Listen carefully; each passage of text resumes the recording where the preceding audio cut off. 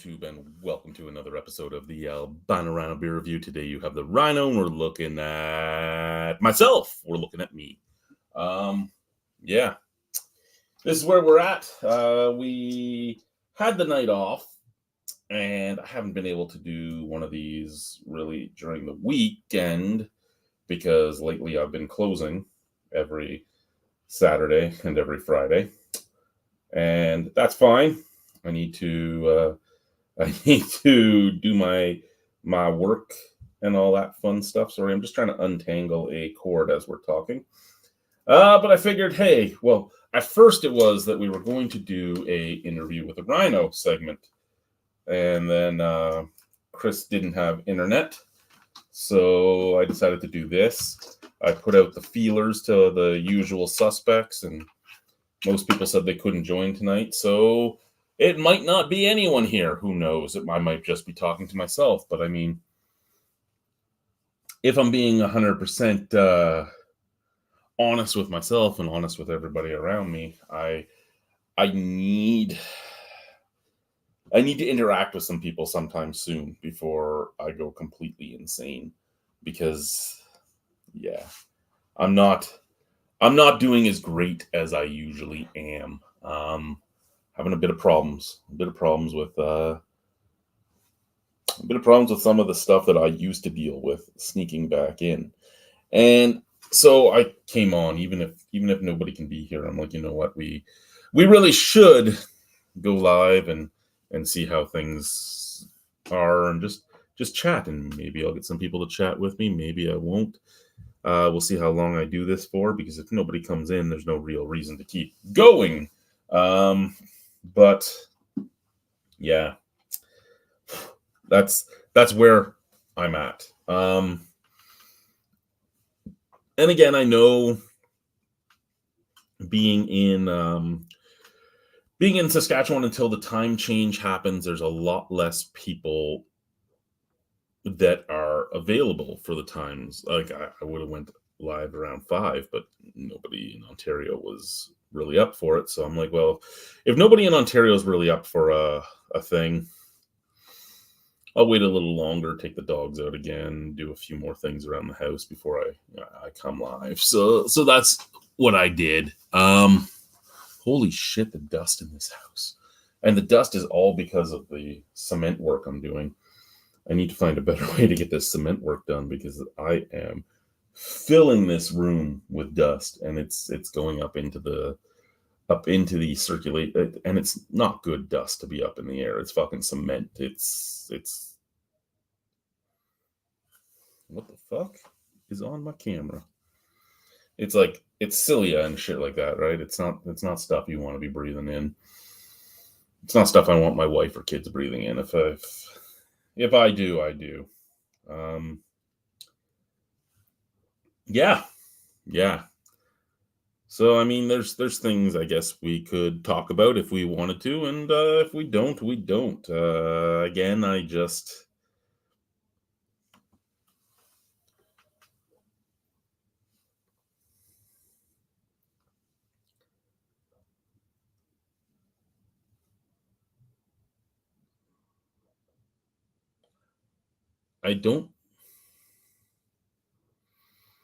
see a correlation with me trying to take better care of myself and with me being lonelier.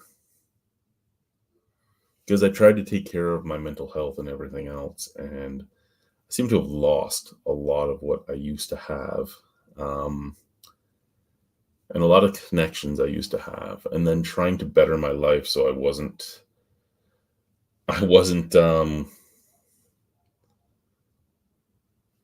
squalling in debt, and could move forward in life and not have every cent gone.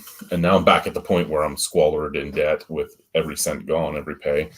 But that's from things that went wrong in the move. I mean, we planned the move for a long time, and a lot of things went wrong in it. So I mean, it is what it is. There's nothing you can do. That's just life. But we tried. I mean, you always try to plan the best you can, And sometimes it works out and sometimes it doesn't. You don't know how it's going to go. But so we did the move, and with that move came some dilemmas that I had to deal with. And I took that first job that was offered to me when we came out of the Arctic, and I was like, yay, I have a job coming out of the Arctic. And that pay cut really dug into me. And it dug into me because I just accepted it, not because it's what I wanted to do or anything. I accepted it because I needed a job. I needed to feed my kids. I needed to pay my child support. I needed all that. Big pay cut from what I was making. And even bigger pay cut because the taxation is higher here than where we were. So we took the move, and we did our move. And then every job I would apply for wanted me. Oh my God, you're a perfect candidate, this and that. You interview so well. And then it would be, you're blind and can't drive, so we can't hire you. And my wife's frustrated with me right now because she knows that I'm letting the thing from yesterday affect me more than I should be. And that thing being the plasma donation shit that I get. And it's not like you'd make a lot of money doing plasma donations. You'd be making like 30. This guy, sir. You'd be making like $30 to $90 a week normally. But I let the getting turned down from that really bother me in ways that I shouldn't have.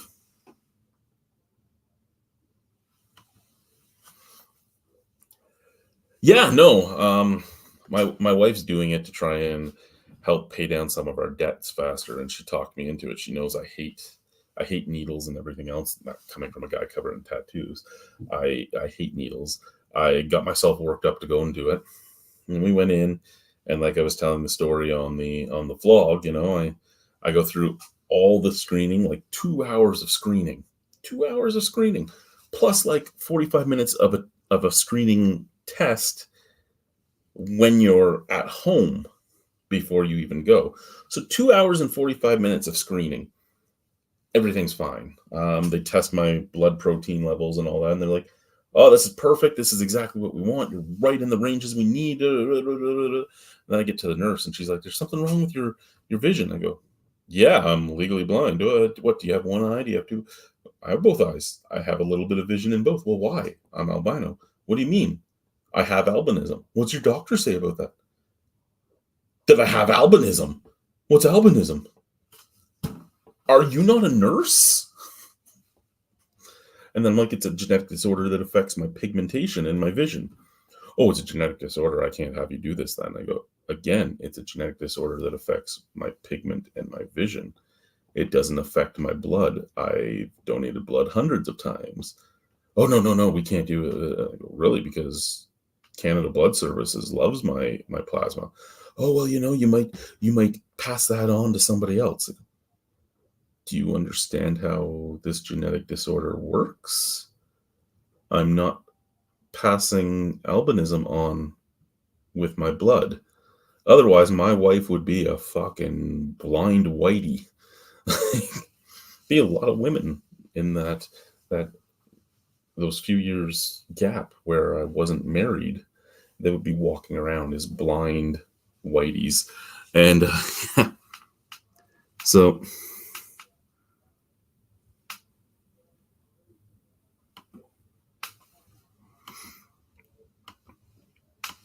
but yeah.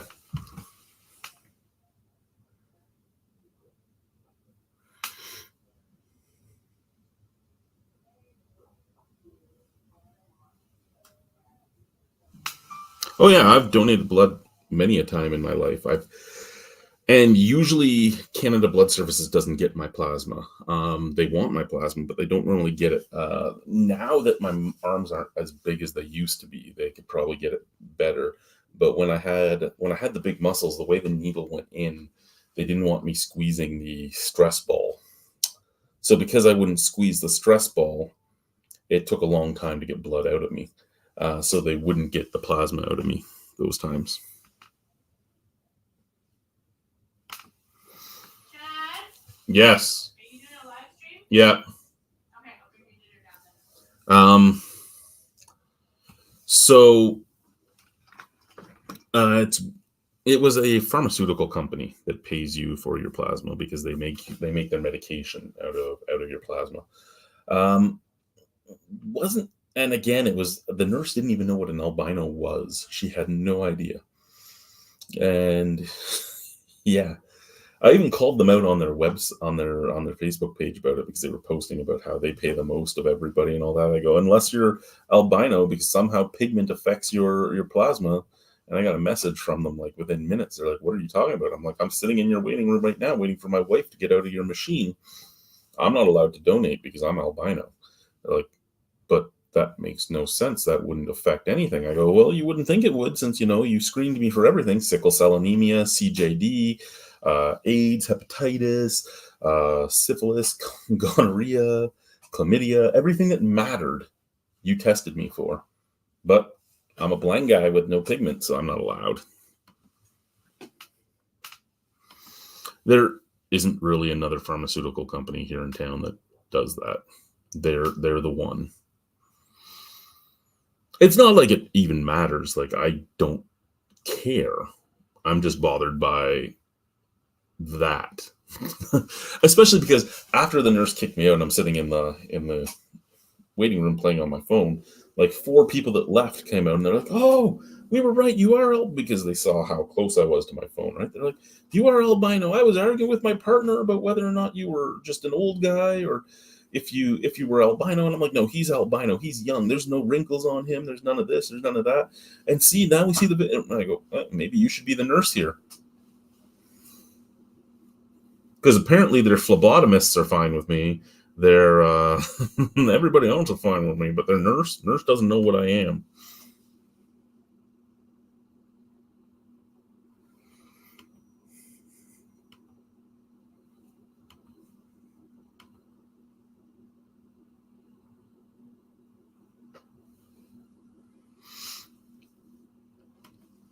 No, well, CBS uses your blood and your plasma for a different reason. They're not making drugs out of it, right? And that's the main reason you're getting paid when you're working with the pharmaceutical companies, is they're actually making a profit off of it. Where Canadian Blood Services and such is sending your stuff to be donated to people. Also, if you donate blood, you can't donate plasma for up to 8 to 12 weeks.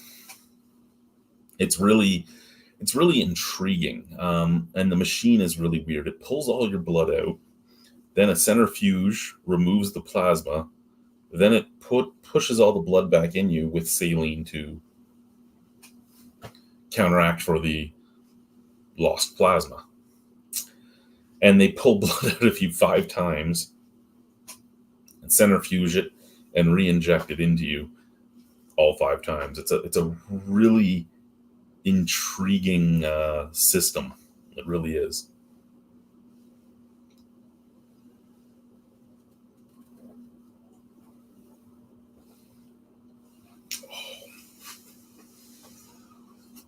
So I'm drinking a Lichtenheiner, Moonshake Lichtenheiner, from Nokomis Craft Ales in Nokomis, Saskatchewan.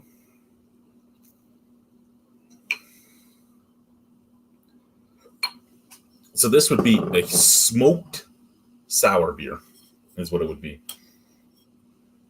Smoked sour beer.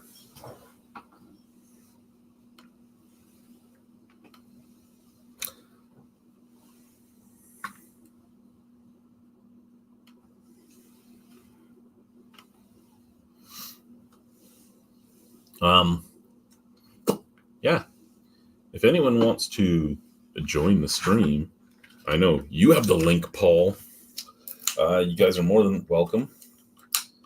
And if you don't, you don't. like I said, this was an impromptu. I just have the night off. I'm not going to be able to do this for a little bit of time, and I don't know. I needed to talk. I needed to vent. I needed to express myself, and I don't get the chance to do it as often as I'd like to. I don't talk to anybody. I go to work and I come home, right? That's my life, at least for right now. I go to work, I come home. I go to work, I come home. I go to work, I come home. That's what a lot of people do. But for the people that do get to go out on date nights and stuff with their spouses or anything like that, you get a little bit more than the roundabout. I do get to do some things I enjoy. I get to go have my fire pit time and stuff like that, and that helps. It helps alleviate some of the craziness in my mind, because that is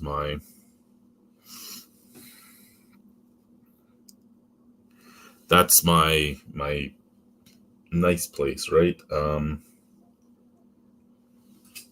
But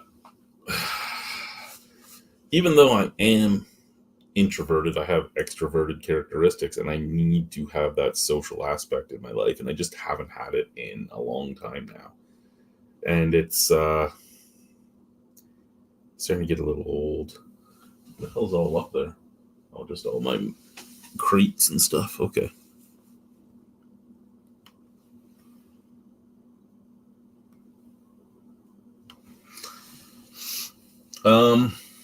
Yeah.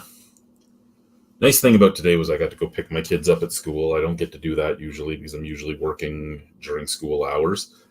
So it was really nice to get to go home, leave, pick up my daughter, walk home with my daughter and my son once he caught up to us. Being with the dogs for the day is great. I can't say enough how much more I like animals than most people. I still haven't opened this guy. At some point I should. Because right now it was a complete waste of money from years ago now. It's just been sitting in a box for years. But I don't get enough time to play video games and stuff because we bought a 100-year-old house. So I really want to. I want to play them. I want to stream them onto YouTube or Twitch or something. But I haven't gotten around to it. And I'm trying to figure out too how to keep my shit from dying as I'm grinding this cement floor. Keep myself from dying as I'm grinding this cement floor. I need to get an actual respirator. These dust masks are doing nothing. I feel like I'm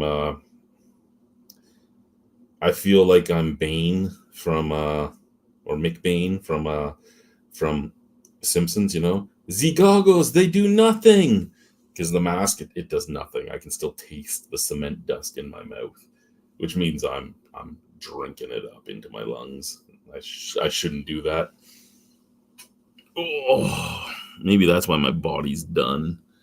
Maybe it's the years in the Arctic. Maybe it's the years in the Arctic mixed with wrestling and everything else. But my body's done. It can't handle any of this anymore. When I stand up, it's like I'm a 70-year-old man. It takes me so long to get out of a chair. If I sit on the couch in the break room at work, oh man, I better not be needed to go anywhere. Oh, there's my old broken phone that has all the beer reviews on it. We'll just move that over that way. Upload a beer review later. Not that I haven't uploaded any today. So what do you guys want to talk about? Come on, let's. I've ranted and raved and given my sad speech too long now. What else should we talk about?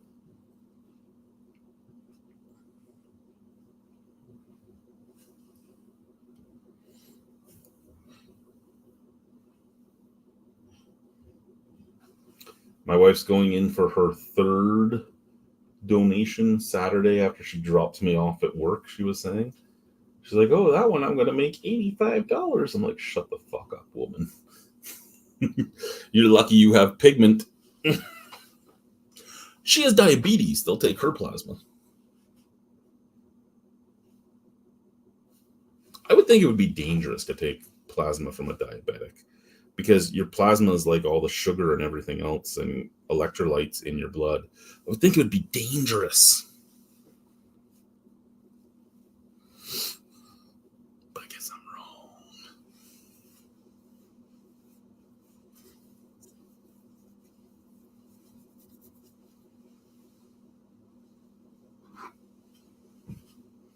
Cheers while I finish the Lichtentiner.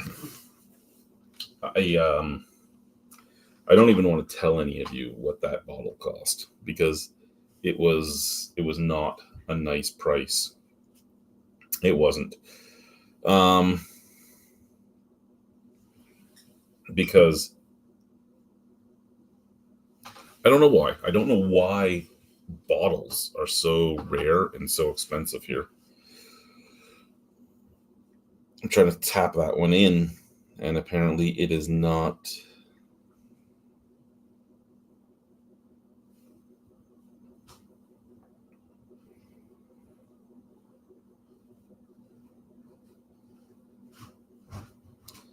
Oh no, I hear my wife coming down the stairs. What trouble am I in now? Hi, my love. Hi. How are you? Good, how are you? Oh, I'm great. Oh, look at that. There's food. Oh, I just got myself with a knife. Grab that blade, dumbass. Don't hand it to somebody by the blade, dumbass. I handed it to you. I handed it straight up with enough freaking cable.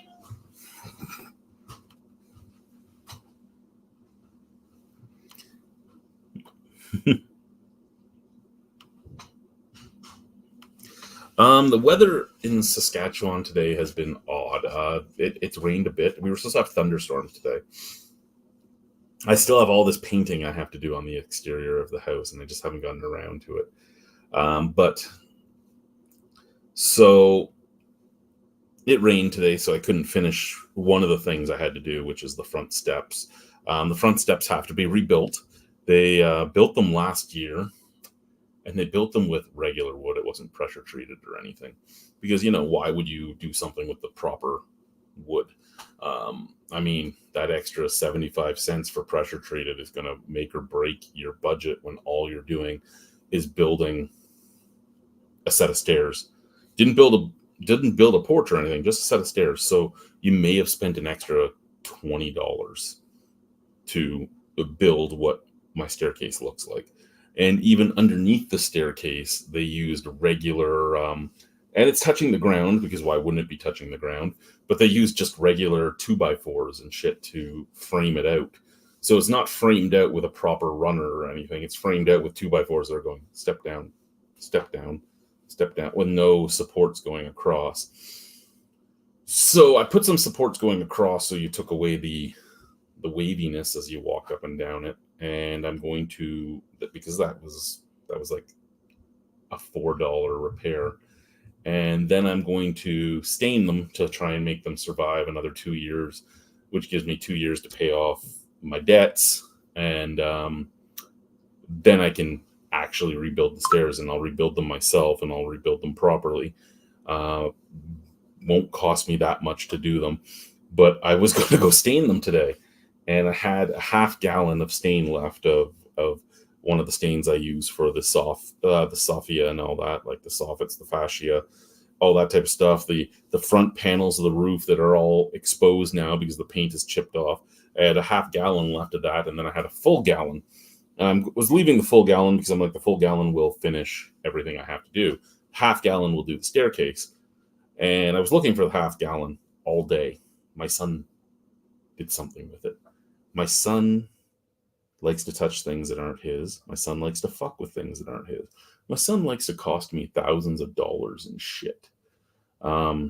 He's autistic, and he's everything else, and he like plays in his own mind and fucks something up and then throws it out and pretends he didn't see it ever. So now I'm down a $70 jug of stain that I need to replace, plus the paintbrush that was inside the stain. I don't need to replace that. I bought like a 15 pack of paintbrushes for $4 at work one day. So that's fine. But so now I got to go out and buy another thing of stain to do the stairs. And it's just like, fuck, kid, fuck. Stop touching shit that isn't yours.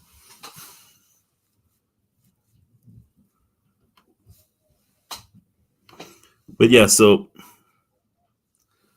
I didn't get to do that today. So now I have to wait till the next nice day I get to do it. I was going to do it this morning, and it was raining this morning. And then the sun came out, and I wasn't going to get any more rain for the rest of the day. So I was going to go do it. And then I searched for it for over an hour before I gave up. And then I just went and got my daughter from school.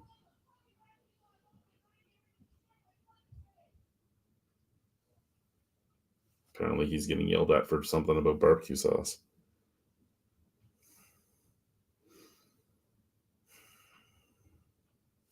I can't deal with. I love my son. I love him. I do. But the problem is, when he was sent to live with us while we were in the Arctic, and there was no escape at all. He was with you 24 hours a day, 7 days a week, 365 days a year, with no help or anything, right? And then we're here, and we have we're getting him into Army cadets and stuff, right? To give him a little bit of structure, because apparently our structure doesn't work.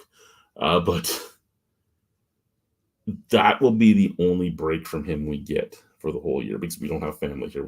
So we've bettered our family situation. We've bettered our life. We've bettered our job situation. We've bettered everything we could. But as much as I love him, dealing with him 24 hours a day, 7 days a week, 365. Well, actually, I guess I should say 357. No, 59. 50, 58? 58. 358 days a year is just, it's exhausting. Because now he gets a 1 week vacation with his mom. He's allowed to have 2 weeks, but she'll never take him for 2 weeks. He always asks for 2 weeks so he can be with his brother and sister longer. She's like, no, I don't want that. So it's one of those. Matt, do I have to beat you? I'm pretty sure that's Matt.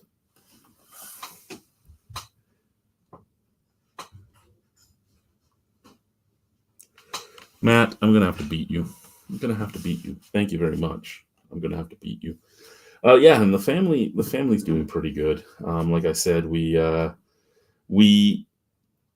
just tired. The last 2 weeks I've actually been working overtime at work too, because overtime was available, and it's retail, but it is a retail job that takes a lot out of you, because everything you're moving weighs a lot.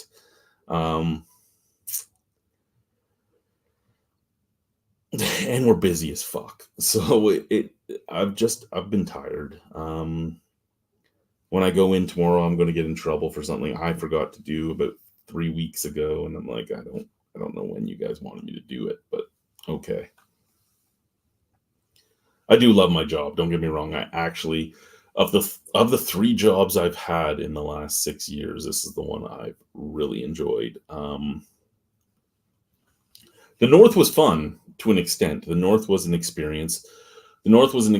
I will never. Even if I was offered $150,000 a year, I would not go back to the North. But I'd never take away the experiences I had in the North, because they changed me as a person, and I think they made me a better person. They also made me see a lot of things in a different light, things that a lot of people don't even think about, because again, you don't realize how good you have it in Regina, in Ottawa, in Winnipeg, in St. John, in St. John's, in Fredericton, in St. Catharines, in Hamilton. You don't realize how good you have it anywhere until you've been to places that have absolutely nothing and don't even have the money to eat. So you don't realize how good you have it until that. And you don't realize what skills you can pick up until you're living in places like that, where you have to do everything on your own. you don't realize a lot until you have to do it. And that's the thing. I will never take away the experiences I was given up there, but I will never set foot up there again in my life. It does not matter what they offer me. The shit my family went through, the mental anguish my family went through, the physical anguish my family went through, none of it's worth going up there again. But I will never take any of it away because it changed me as a person.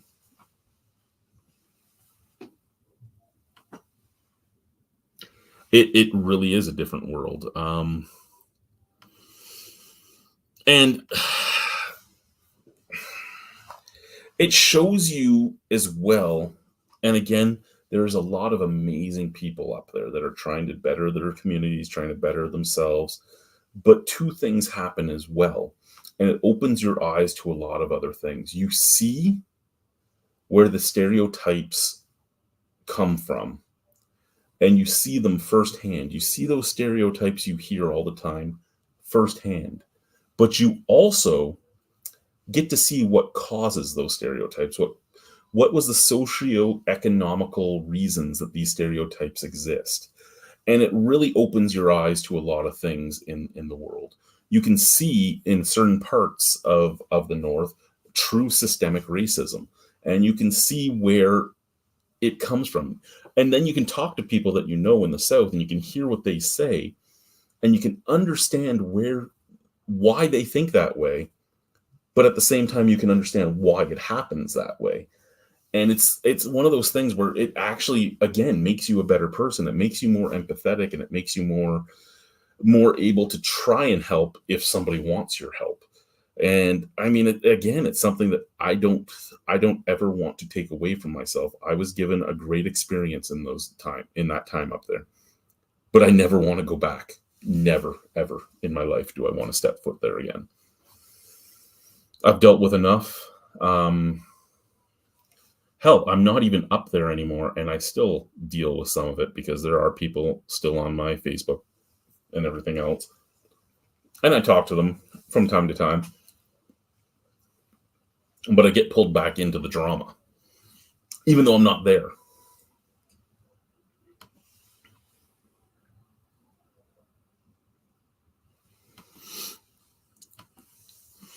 And life changes completely for you when you have to live up there the way you live. I mean, I had no sewage during the winter, 2 winters in a row. I had to have people living in my house with me. I had one guy living in our house for like 3 weeks. 3 weeks. He was shitting in a bag in the basement because he refused to come upstairs because my dog would bark at him. I'm like, buddy, just text me that you're coming upstairs. I'll put the dog out. You don't have to shit in a bag. No, your dog scares me. I can give you the keys to the store. You can go shit in the store. No, your dog scares me. Stop shitting in a bag in my basement. Didn't shower in 3 weeks. Didn't shower in 3 weeks.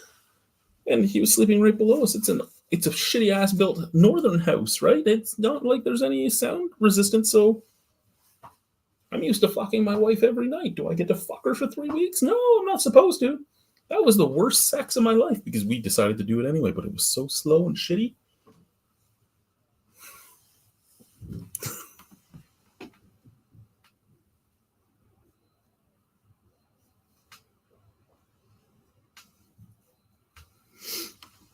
Yeah, I've been 42 since May, sir. Right at the beginning of the show, before any of you were in here, I was talking about how, I sent out the feelers to see if anyone would join, and nobody responded and all that. And I'm like, you get to learn what you lost in that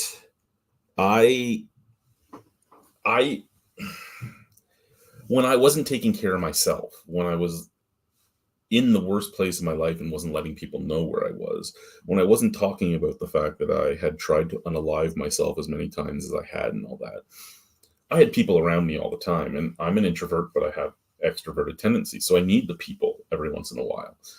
And when I was pretending, when I had when I was putting out an outwardly, ha ha ha, this is fine face, I had people all the time.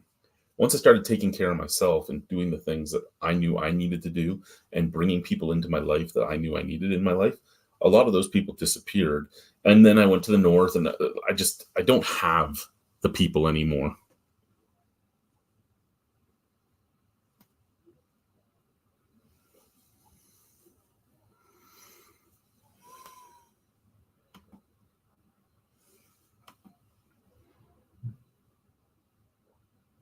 No, I've never watched Indian Horse.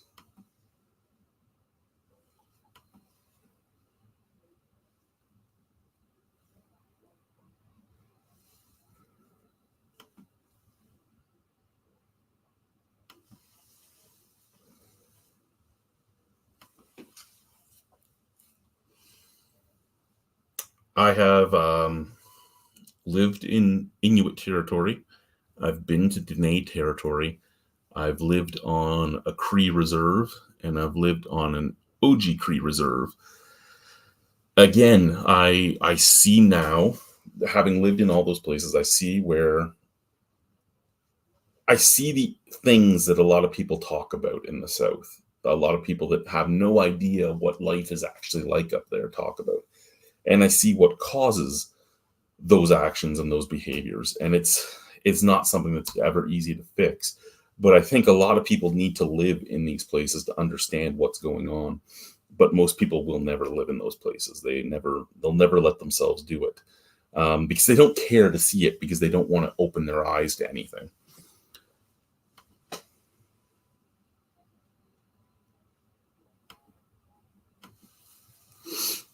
And I mean, you hear all the time, like the clean water for First Nations argument, right? And everybody's like, well, that's going to cost a lot of money, this and that. Well, if Toronto needed clean water, Toronto would have clean water. I don't know.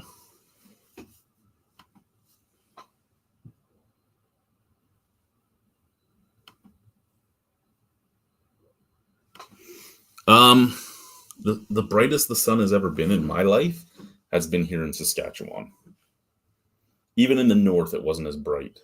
But the north, it wouldn't be very hot, and you would still get sunburnt. Up in the high Arctic, you would get sunburnt because there was absolutely no shade, right? So it's just beating down on you. It might only hit 15 to 18 degrees, but there ain't no escaping them UV rays. They're like, hey, we're here, motherfucker. You're like, oh, hi, burn me, please.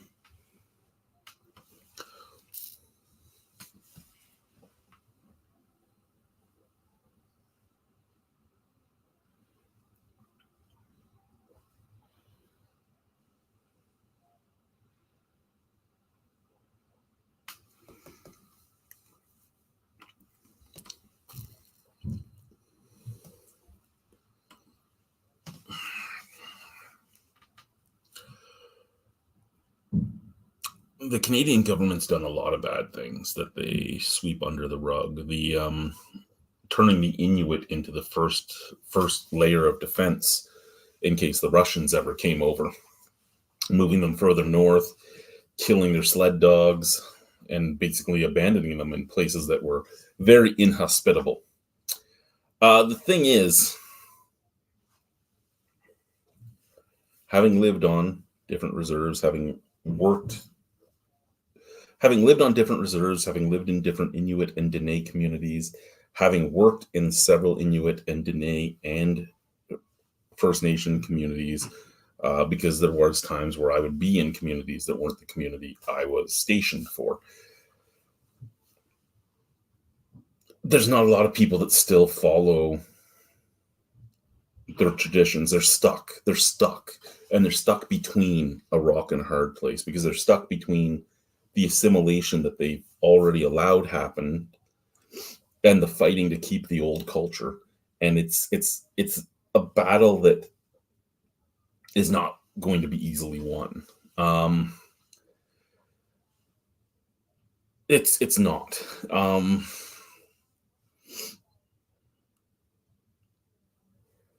And the Canadian government is, yeah, we should probably talk about something else. Just knowing that the thing for me to say is that I've seen a lot of it. My wife has family that was forced into residential schools and all that. She has family that's also been chiefs of different reserves. She also has family that feels the systemic and not systemic racism daily. She also has family that has stepped above the trauma and done amazing things with their lives because they've realized the different benefits they can get by being First Nations. And then you see a lot of the people that don't try at all, but you also understand why they don't try. It's a conundrum that is not an easy fix at all.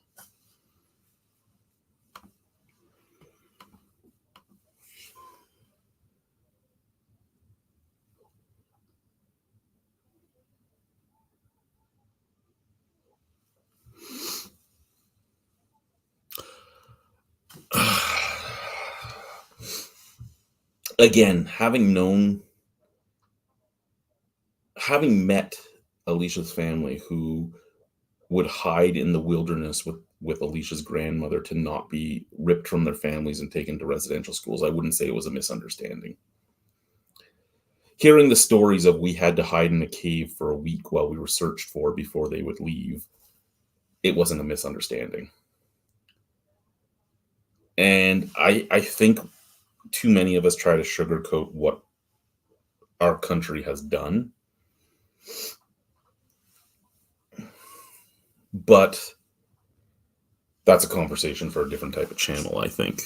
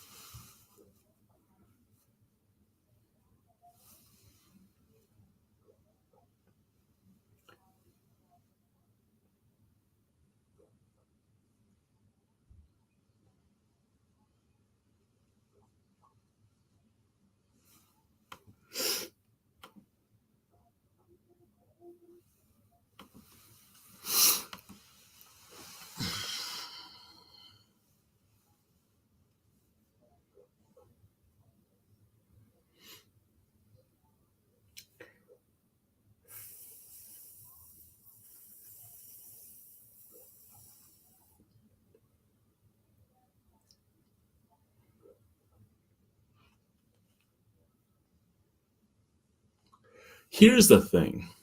The things that happened to me and my family didn't necessarily happen to me and my family solely because we were white people living up there.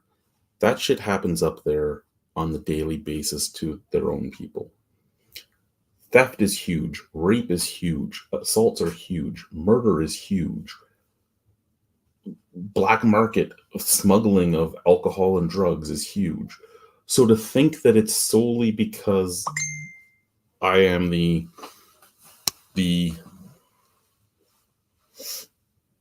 color I am wouldn't be correct either.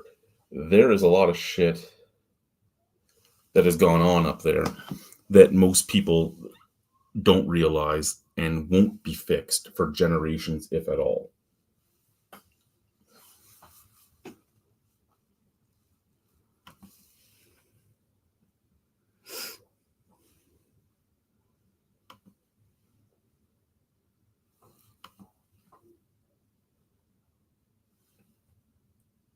Residual trauma is 100% real. Yo, Jordy. And that's the conversation we had, the Mustard, was about. When you live in the far north, in the secluded regions, you get to see two things. You get to see the stereotypes firsthand. You do. But you also get to see the trauma and the socioeconomic reasons that those stereotypes have happened.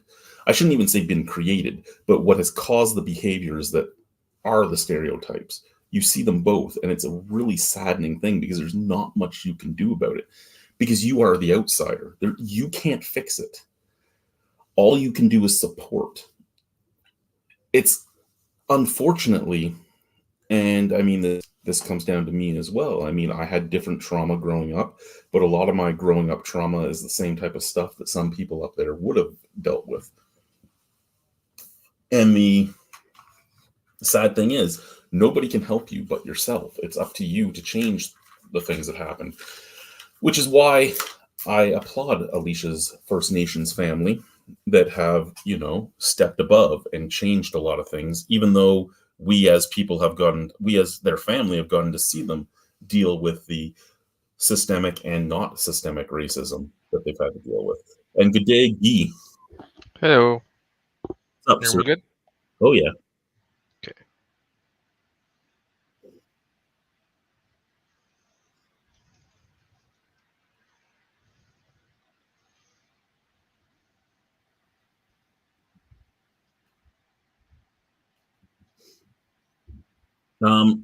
Matt, it's a combination of all three.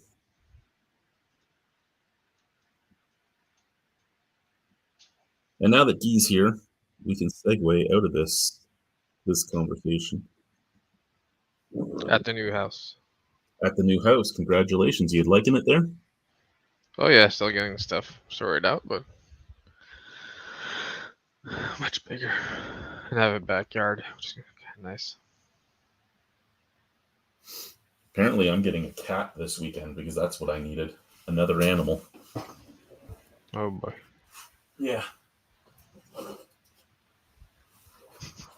I just got the device to get the cats away from the backyard from Amazon. It looks like a hawk and the eyes glowing eyes. It makes like a high pitch frequency noise.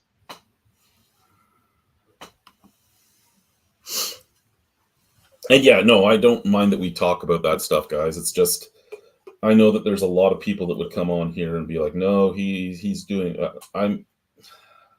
I try to be as neutral as I can because I have lived up there. I've seen the stuff firsthand, but I've also seen what our government has done firsthand. I've also seen firsthand what causes those thoughts and those behaviors and those type of things. I've also, again, like Alicia's uncle was a chief of the Missinaibi. He's told me lots of stories.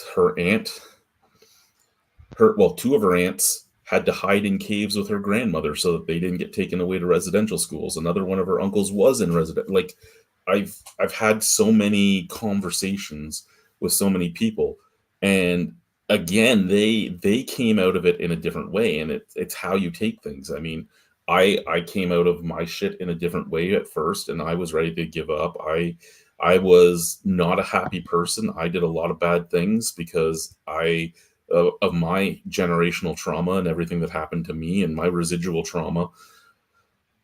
And it took a long time for me to get to a place where I was in a better spot. And her family has become better, right? Like one of them's a lawyer, one of them's a teacher, one of them runs a nonprofit Indigenous organization. One of them is working for the Canadian government in Aboriginal affairs. One of them works for the world government in Aboriginal affairs, right? Like he goes to the UN and all that. So it's up to you what you do with your shit. And there is lots of tools if you want to use them. You just need to get to a place where you want to use them.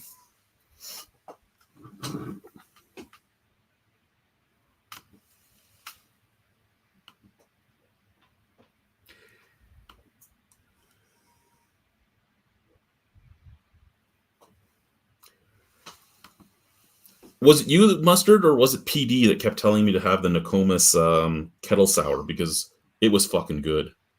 It was fucking good. I was pretty sure it was you. And I was unaware that you could get PBR all the way over there.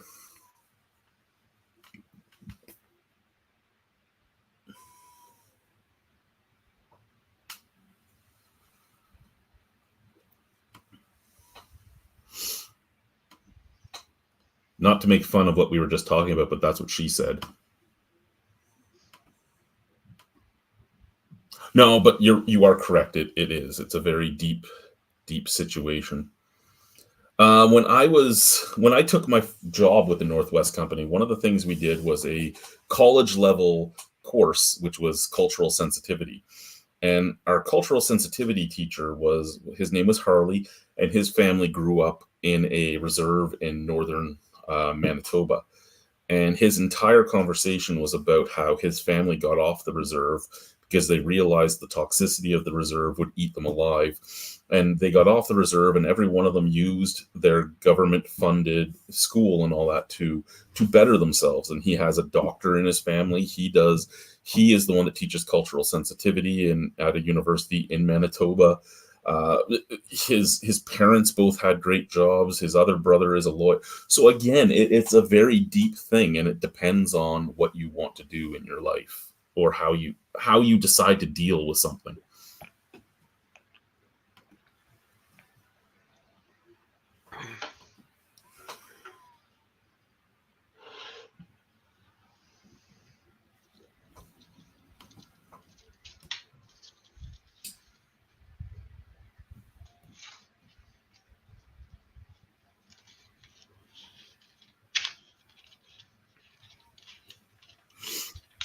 Well, that's interesting. Again, we don't see a lot of Scottish beers here.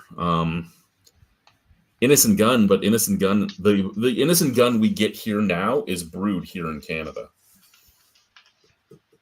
And other than Innocent Gun, can you think of many from Scotland we see here, Guy? I think maybe we always get that 4-pack or 5-pack. Yeah, the Christmas one, the Historic Ales of Scotland with the Froke Ale and all that.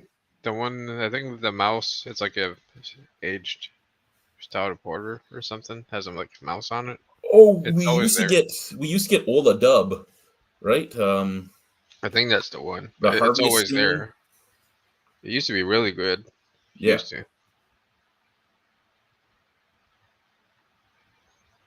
And I mean, Tennant's, some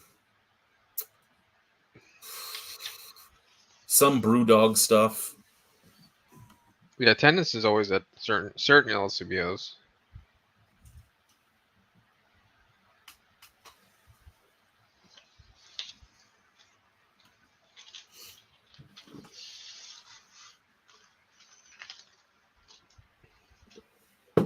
That's such a waste of paper getting mails like, oh, you changed your address. Yeah, no shit, I called you.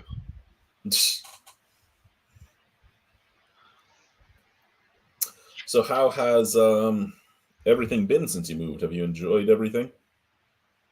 It's crazy. It's nonstop. You're fixing one thing then the other.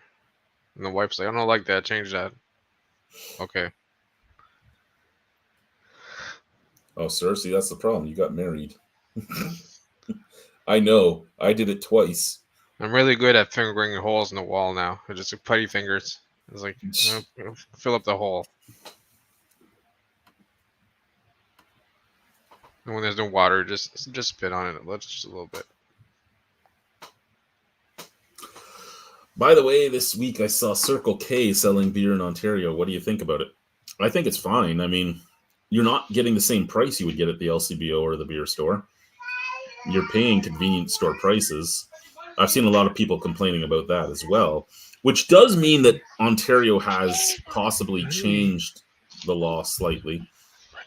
Because it used to be that you had to sell stuff for the exact same price the LCBO and beer store were selling it for. Good night. Good night. Good night.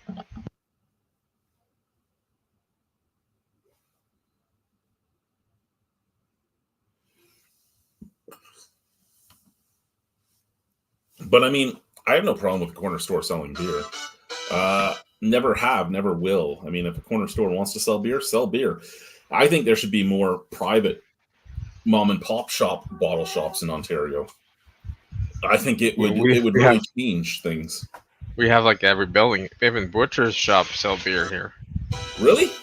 Yep. A butcher shop. Can I get went 5 to- pounds of hamburger, 2 pounds of hot dogs, 16 pounds of steak, and I'd like a 24 pack of Bud, please. I think I posted like 2 weeks ago, but yeah, I just went to the local butcher shop. It's like first thing is just a wall of beer. It's like, okay, that's nice. Oh, was it on your side of the border though? Was it in Quebec? Yeah, Okay. Ontario is just like the nervous virgin, pretty much. Yeah, they don't want to open their legs for anything. Think about the children.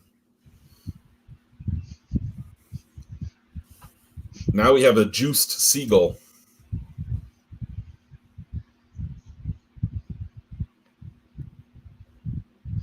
What's the correlation between like Steven Seagal and that, or they just want to put a seagull? There's no correlation. It's just a juiced seagull, man. He's juiced. He's juiced. Hmm. It's a paradise. It's a grains of paradise and lime wheat beer. I'm disappointed they didn't make it taste like McDonald's fries on the pavement. I was saying this kind of reminds me. This kind of reminds me of me about 7 years ago when I was still built before Alicia started feeding me. Like a year after my divorce, and I was actually in good shape again because I would wear those type of shirts. He's all white. He has his glasses on. I was a juiced seagull, apparently.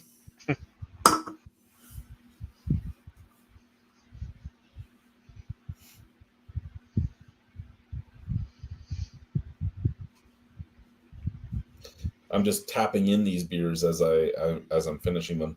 I already reviewed them. I brought it Oh, back they have from a blood orange version and the Paradise Lime. had a mini fridge stored in my mom's house for a few years. I finally brought it back like yesterday behind me. So at least I have my own fridge now. That's going to be your beer fridge. A little bit of beer, yeah. A little bit of beer and your daughter's juice boxes. That's probably gonna be upstairs, but yeah. Right now it's just boring all the Esca in the fridge because I went to Costco. Peace and love to you too there, Jordy.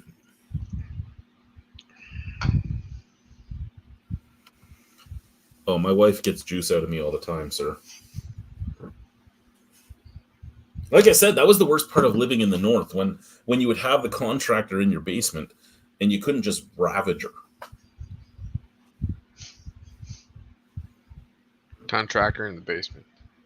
Well, yeah, anytime they'd send up like a construction worker or something, they need somewhere to sleep. Well, there's no hotels in the last place we were at, so they would get to sleep at your house. Usually they would sleep on the pull-out bed in the basement, or we would bring my daughter upstairs and they would sleep in her room. And yeah, so they're in your basement. Your house is now invaded by strangers, and you can't just ram your wife all night. Like, Oh, I thought you meant like ramming the contractor. It's like, what's happening? no, I wouldn't want to ram. The contractor's shitting buckets in my basement. Why would I want to ram him? Turn their lights off. Like, You're so beautiful to me. Can't you see? just running downstairs. Oh, it's tickle time. Lights out. I left my Santa suit up there too. I had to get a new one. When did you get the last one you put in? Starting the reviews.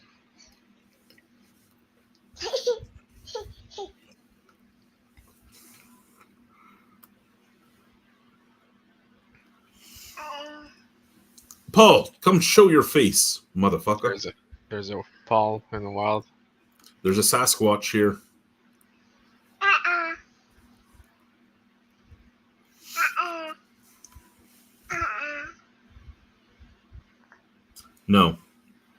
No, I'm not into that stuff.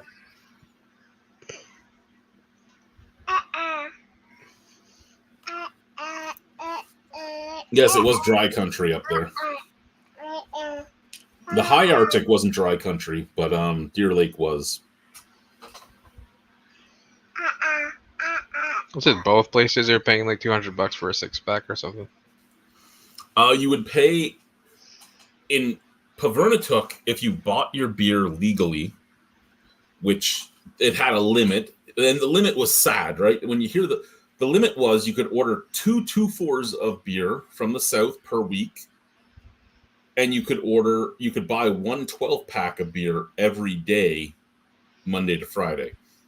So you could have 9 12-packs a week, and that wouldn't be enough for people up there. But if you bought it legally, your 12-pack of Bud was about $70, and it was the small cans. If you bought that illegally, like you bought it on the black market, that 12-pack was $260. Now, in Deer Lake, which was dry country, every can of beer was $30.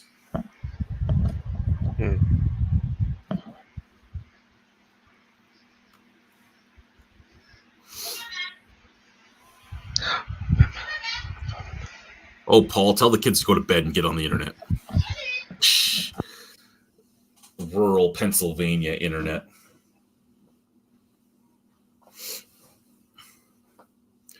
Would it handle just audio, Paul? Would you be able to do just audio? Just a plain old phone call. What is just audio? Oh. There, kids off to bed. Oh, look, I have a new friend request on Snapchat. It's from a person in Pavernatuck.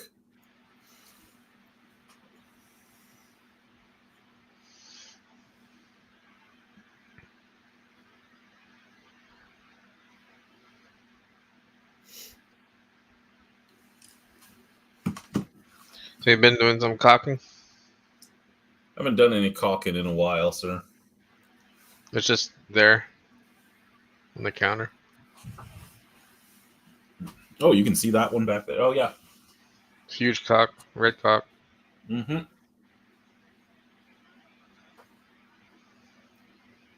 I don't even remember what I have that one for, because all my plumbing is done. That's one of the kitchen bath caulks. I have to. I have one thing upstairs I have to caulk still, and then I'm pretty much done. So I don't know what I have that one for. Maybe I bought an extra and just didn't put it away yet. Knowing me, I bought an extra and just never put it away. I still have a Gorilla caulking one I bought like a year ago and never used it. My last 3 beers to review are on that counter too. They're 750 milliliter bottles from Tatamagouche, and they're all like 11% alcohol. Nice. Because if you're going to make an 11% alcohol beer, you really should put it in a 750. Usually, yeah. Yeah. Because you know me and how much I love high alcohol beers. And most cans I bought from Brewhog are, 10 or 11.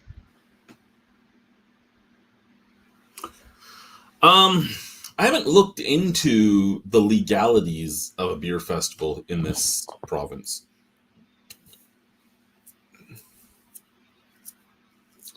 This province is weird. It's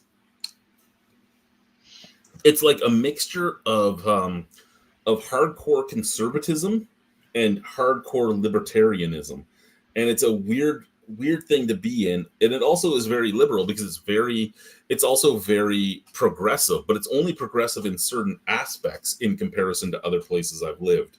So it's a weird province. I have to look into all the rules, regulations, and all that. I haven't done it yet. It has been talked about, but there isn't a lot of breweries either. So to do it here would be hard because I don't have the same amount of breweries to pull from as you would have in Ontario. I think there's only like 28 breweries in the entire province, and like 19 or 20 of them are in between Regina and Saskatoon. So There's one in Moose Jaw, but they only service, from what I understand, the Moose Jaw one only services licensees. You can't buy their cans just randomly, or else I would have reviewed them by now since Moose Jaw is so close. We haven't done a trip to Saskatoon yet. Nokomis is, I don't know if Nokomis owns Pile of Bones or Pile of Bones owns Nokomis, but they're connected. I just haven't been to Nokomis. I don't know if Homebound Brewing Company in Warman is even still open, or if I'm buying a year-old cans that were from the very last production of beer. There is a whole bunch of breweries in Saskatoon. Again, I haven't done a Saskatoon trip.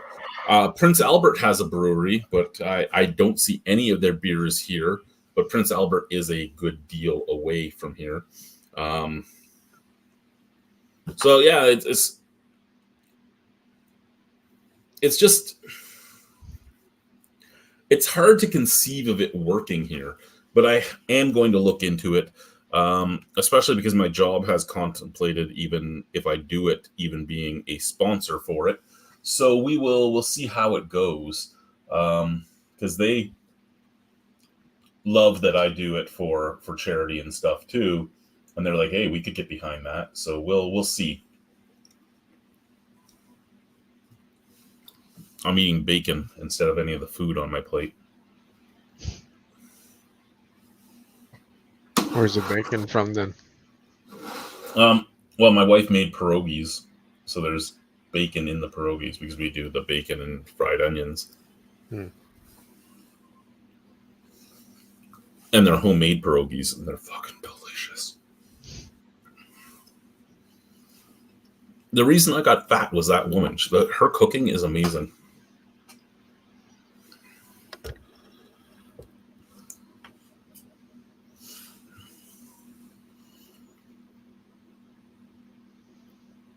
The only thing that would get me further ahead in my weight gain is if I married like an Indian lady or something and I was getting like curry all the time.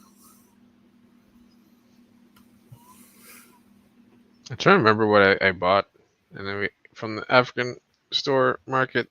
There's like little triangles. It's like deep fried, but inside it's just like hamburger, pretty much. But it's really, really good. I ate a lot of those today. I think they're called pastels.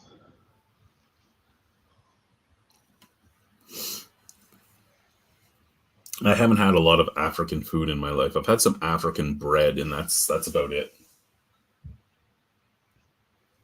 There is an Ethiopian restaurant here, though, and when we get caught up in bills, we're going to try it.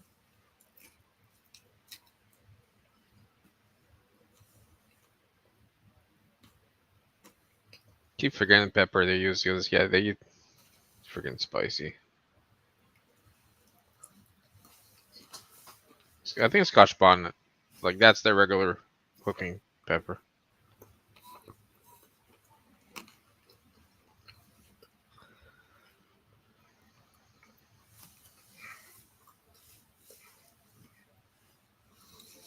I work with a lot of people from India, and they've written out in 4 different languages from India how to say, I want this to burn my asshole for when I order from Indian places.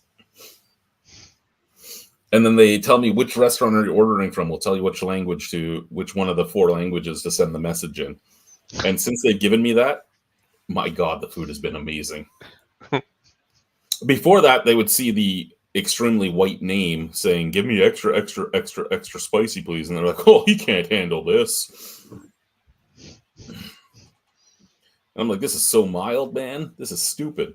And now that it's been taught to me, well, not taught, I couldn't say it. I can only copy what they wrote. But since it's been taught to me in that aspect, and they've told me which restaurants are which language, I've been getting such better food. You just copy paste it when you order, I guess. Yeah. You're like, well.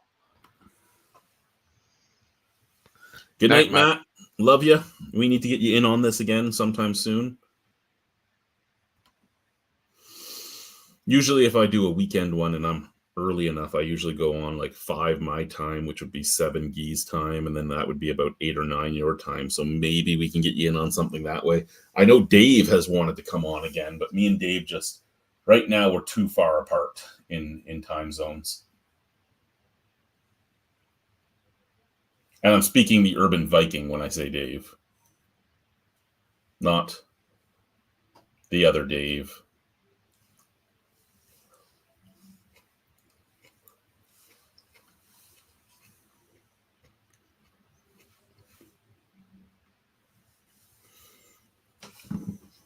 Can't remember last time you've seen Dave in live chat.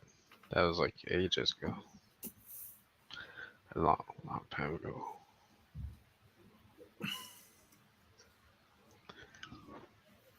One last beer to tap in because I reviewed 4 today.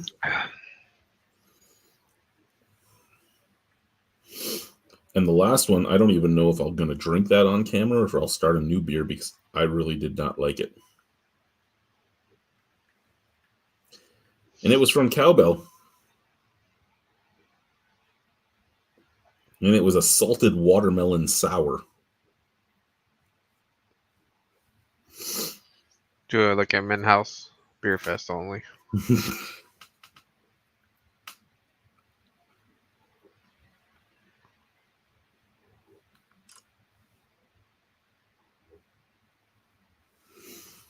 Oh, if I could change one thing in my life, what would it be?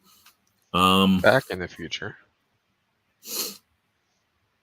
Maybe going back and somehow figuring out a way to get myself to start dating Alicia earlier to tell her how I felt about her. I don't know if I'd still be married to her at this point or if we both had to live our lives the way we lived them to end up coming together. But the chance to, because I loved her since high school, the chance to be with her right out of high school before a lot of my trauma really took over. And I mean, I had my shit happen regardless before that. But if I could, before it took my life over and before it made me try to unalive myself, if I could get with her, maybe things would be a lot different. Maybe I'd be in a different place. Who knows? But that would be the thing I would change. I would tell her how I felt about her in high school. So especially now knowing that she was in love with me in high school as well. I think that's what I would change. What about you, Gisef? I think it's easy. If I just tell myself, you see purple hair, just run the fuck the other way.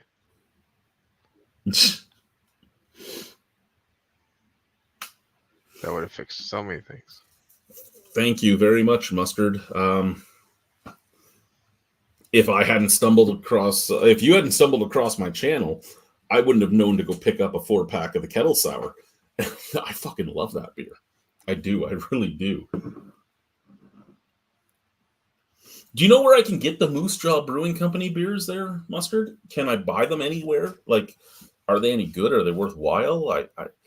We go to Moose Jaw every once in a while, and I just have not seen them. I haven't really looked, to be honest, but since you can't go into the brewery and buy them, I'd love to review them, but I can't get them, is basically what it comes down to. If you see purple hair, run the other way. Exactly. The only other girl that I really had, the only other girl I really had feelings for in my entire life was the first girl I dated for a long time. And she apparently has a thing for me still as well, because every once in a while I'll get nudes sent to me and I'm like, what the fuck is this? I'm happily married. Please stop sending me your nudes. But even now, and she's a year younger than me, she's 41. But I think about a month ago was the last time I got a nude from her. And I'm like, yeah, girl, come on now. But she broke up with me. Like, she broke up with me. And now I'm 42 and I'm getting nudes from her. What the fuck is this shit? To be unmarried, going through the old inventory. I was like, I guess we can get some nudes.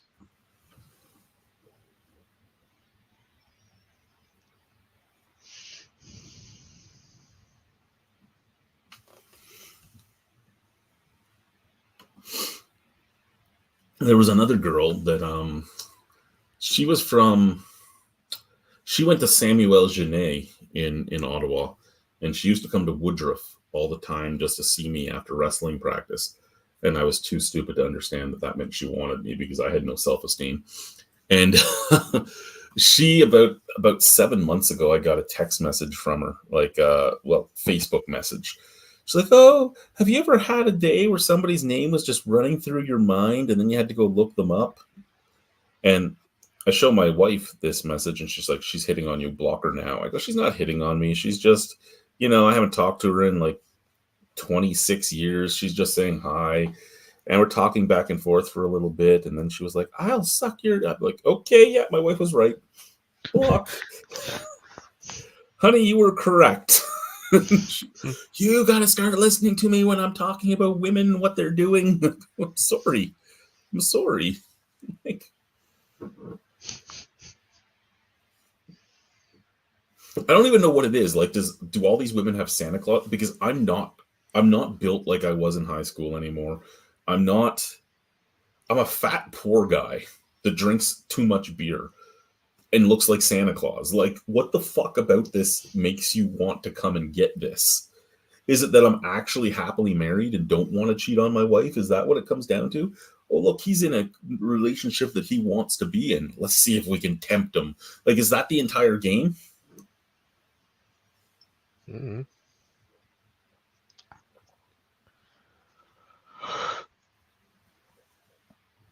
Oh.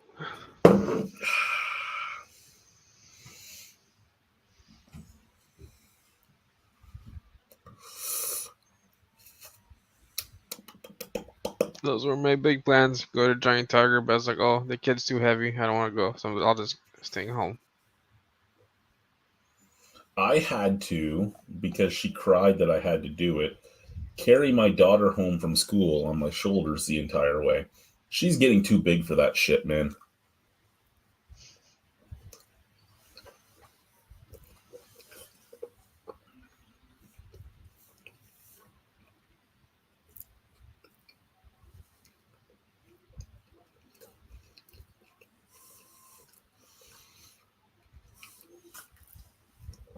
But I don't get to pick her up from school often.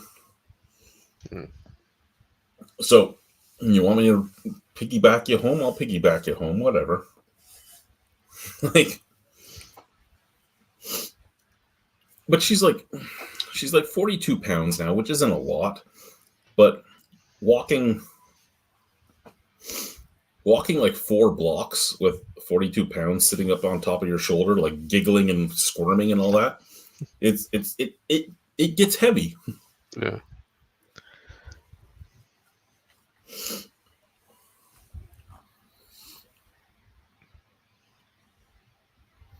And then my 14-year-old was pissed off because he doesn't get to go home on my shoulders. I'm like, "I'm sorry, Aiden. I'm sorry that your mother took you and didn't let me see you for years. I'm sorry that happened, but you're like 140 pounds. I am not carrying you home on my shoulders." Yeah, it's like, when's the last time we piggybacked? What's your favorite card game? I'm a cribbage guy. Cards Against Humanity. Yeah, that's the only game I know how to play. We didn't play test this at all. That's another one. No, if we're looking at regular decks of card games, I don't know. Rum's probably the one I know the best. I used to play cribbage with my grandparents. I don't remember how to play cribbage. Nobody hangs out with me. Nobody does anything with it. It's me and my wife, and that's it, right? So yeah, I don't know. I bought Heroes Quest off of Amazon because they redid Heroes Quest. I have no one to play it with, but I loved Heroes Quest so much as a kid that I had to buy it when they did a reprint of it. I used to play Hearts a lot, but I forgot how to play that. I used to play Hearts, but I'd play Hearts on the computer and not. Yeah, I did both. Yeah. Solitary. I'd play Solitary on the computer. Mm. Solitary is hard to fuck up because you just can click in certain places by force.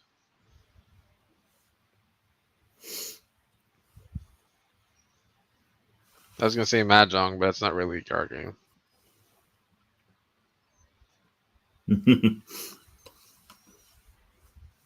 No, I still think Rum Ginny. Rum Ginny is my card game of choice.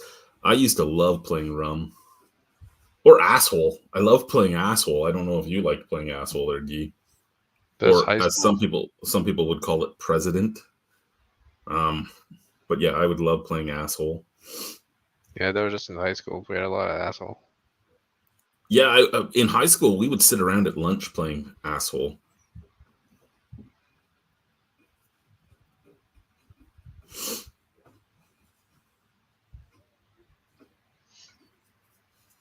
Asshole was so much fun when you could just when you ended up getting like it was so much fun when you were the asshole and you would knock out the president and take over president. That was Mhm. always the best because you were supposed to have the worst cards in the game and Yeah. somehow you beat the guy with the best cards. And you were like, "Yeah, motherfucker, that's where it's at, bitch."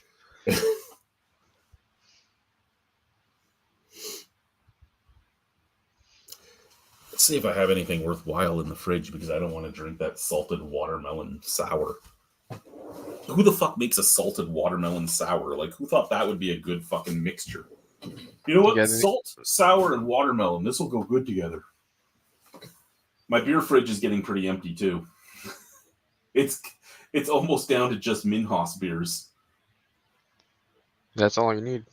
No, it's not all. You never need Minhas beers. Is that green or black? The second one What, up here? down. Here? It's like, yeah. That's green. It's a Better Brothers Brewing in Saskatoon. Mm. Oh, no, I'm not allowed to drink that one. I got to send that one to Malty. That's a 0% alcohol beer. That's not going to do it for me tonight. What else do we have? Minhas. The puke beer. I might send the puke beer to Malty too. Ah! Fuck. Did I make another crack in it? No, she will survive. She will survive. Is it a beer that tastes like puke? Sorry, I took down my review camera. Hmm. There's Black Buck on the next shelf. What's in here? That's all fucking IPAs. We all know how much I want that.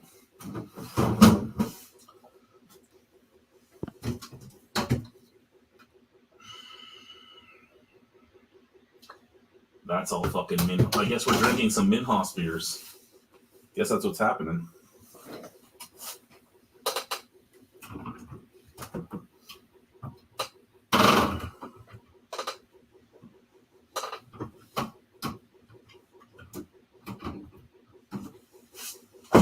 Oh, that didn't feel great.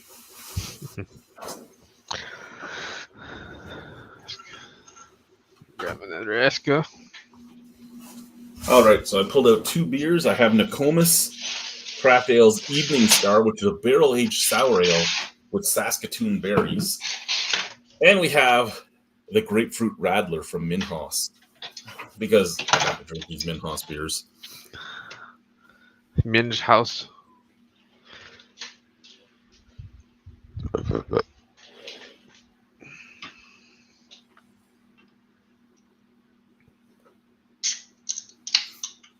Yes, I've given a 10 out of 10 on beers that weren't a stout. Orange Mungus from the great people at Flying Monkeys. The original Innocent Gun was a 10 out of 10 for me. Mill Street Vanilla Porter. There's been some sours that have gotten 10 out of 10, like Nectorious. But yes, for the most part, for me, stouts are what get my best marks normally. But yes, there's been a lot of beers out there that I've given 10s out on that weren't. I think as I've gotten older, I remember giving like Labatt Blue a 10 out of 10. This is just what I need now. You and Lachlan would get along so well with that. Is there either that or Molson Canadian? That was funny. Lachlan I loved blue so much. love the Flying Monkeys Sparkle Puff, but the thick version. And you never know which one you're getting, eh? No. You're guessing. Am I getting from the top or the bottom of the fermenter today? Yeah. So, Evening Star is another great. People talk about Nokomis being amazing for their IPAs. The sours and the dark beers I've had from Nokomis have been great. Like their brown ale is fucking spectacular.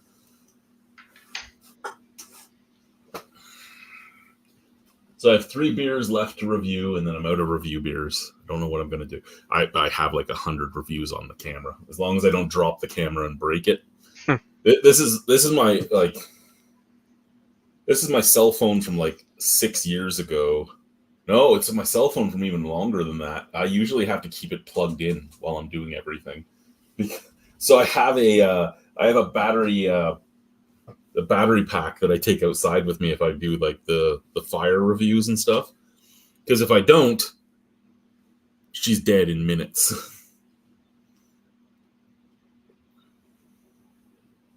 Bad battery. It shouldn't die like right away. That's weird. Oh, it's old. Huh. Right? She is an old phone, and she's full of cracks and everything else, and because she's been dropped so many times.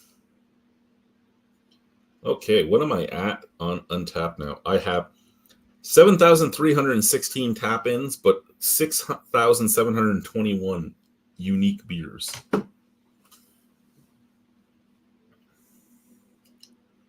And then if I do the math, I could have almost paid off my house with those beers.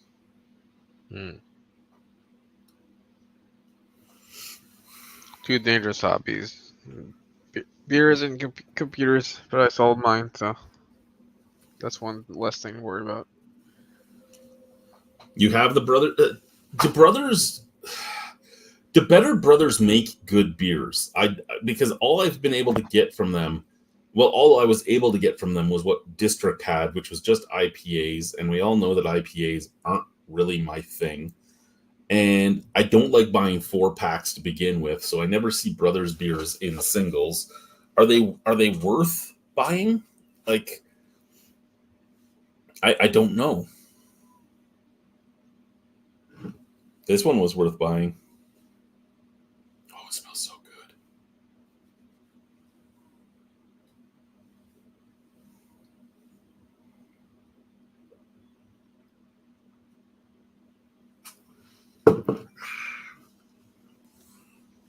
Is that another sour? Yes, that is the Evening Star Bourbon Barrel Aged Sour with Saskatoon berries.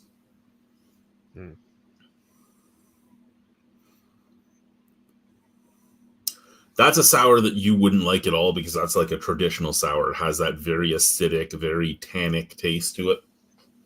It's like I don't really mind sours. It's just like instant heartburn, like painful experiences laying in bed.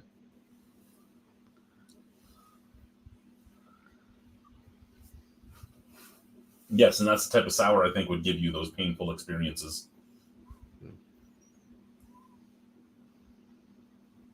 Onion. Oh.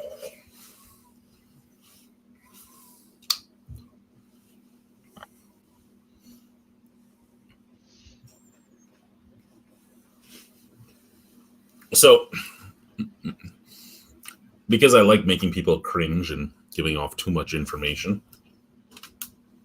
so I got turned down on that plasma donation yesterday. And my wife looks at me and goes, think on the bright side. You get to have a blowjob tonight. I go, no, I don't. She goes, what do you mean? I go, I beat off like 7 times today because I knew I wasn't allowed to have sex after this donation. Like, this isn't going to work. I mean plasma donation. What type of music are we listening to? I listen to a lot of Irish folk music. I listen to a lot of punk. I listen to a lot of industrial. I listen to a lot of metal, which is weird genres to mix together, but those are what I listen to. And unfortunately, I listen to country and like Backstreet Boys as well, because that's what my wife listens to. How about you, Guy? What do you listen to? I have weird spectrum of playlists. Yeah, I really do too. But for the wife, that's easy. It's like, yeah, any Ivory Coast, that's always playing most of the time in car. But I always end up often like on Viking Danheim radio stuff. Yeah, I'd have to look up what I've listened to. It was yeah, all over the place. Did you ever listen to pirate metal? Yeah, that a while back, Radar showed me like I used to listen to that band. The one about Keelhauled and all that? Oh, who the fuck was that? I used to love them. I still do. Don't get me wrong. I still Ghost BC.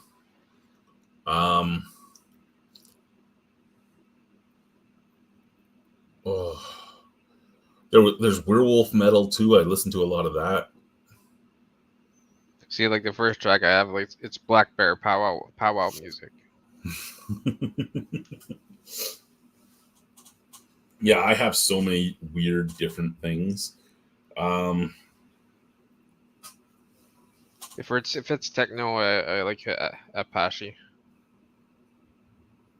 There's a few techno songs in some of my playlists.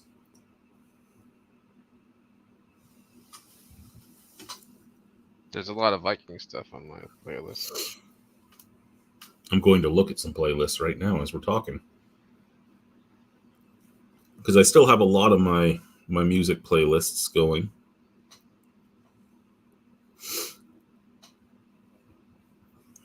And some stuff, there was only like one or two songs I liked by the band, but other stuff, it was like everything.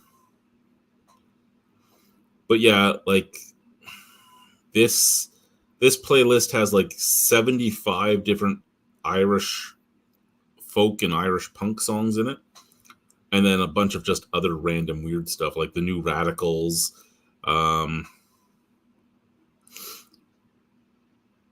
Quite a few songs from the DJ Shub. That's a native Avicii, remix of Monsters and Men. The Old Crow Medicine Show, Wagon Wheels. Nathaniel Rateliff, I love, and the Night Sweats. They give me smiles. I still listen to Big Wreck. I like their new stuff. It sounds like 80s music. Oh, I haven't heard any Big Wreck in a long time. Well, the new stuff, it just sounds like straight out of the 80s or something. AWOL Nation, The Heavy.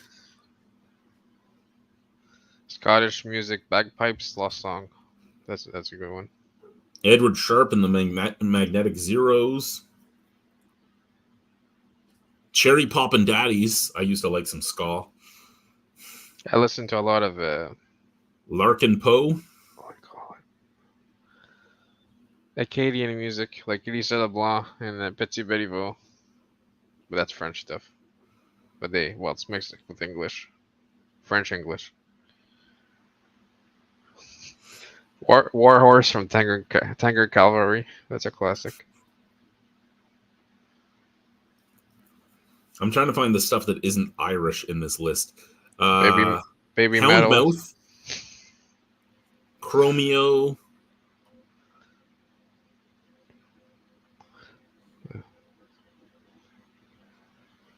This is actually the playlist I listen to the most. Sandwiches. Sandwiches by Green Schwinn. If you haven't heard Sandwiches by Green Schwinn, I met the guy. He's from Buffalo. They're not big at all. But after you're done here, go look up Sandwiches by Green Schwinn. Schwinn is as in the bike company. SCHWINN. Hysterical song. Guy's voice is okay, but the song just gives me giggles. Cake, Cold War Kids.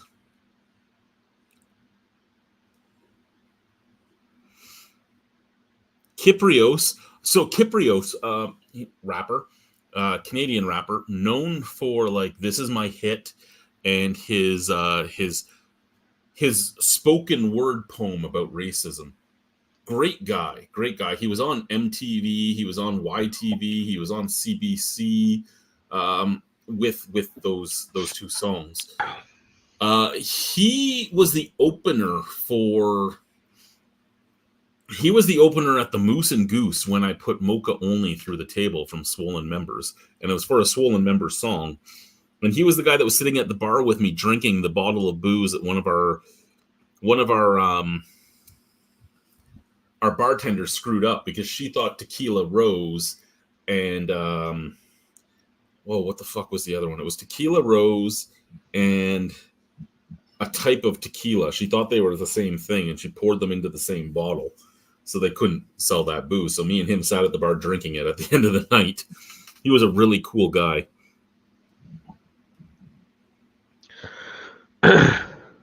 Well, favorite post for like a favorite composer, I love Floex, Floex. That's just like music. He does it for video games too. They actually built like a robot to drum one of their songs. Kind of cool to see.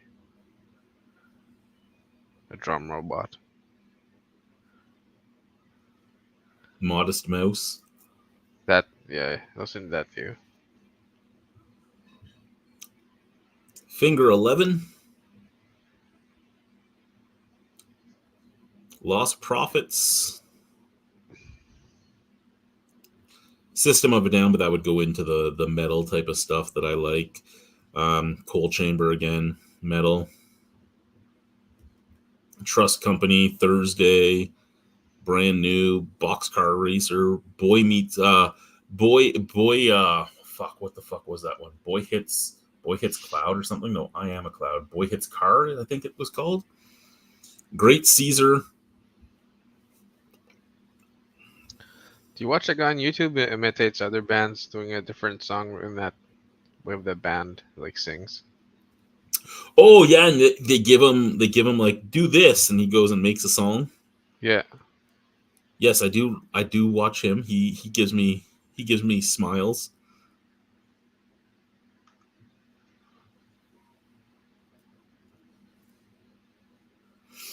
Sorry, I'm looking for the two weird heavy metal ones that I used to listen to. I can't find them. The pirate metal and the other one. They're not in this list at all. I thought they would be. Storm is the one I know. Yes, that's the one. The pirate metal one that I know the most of. Primus. I love Primus. Yeah.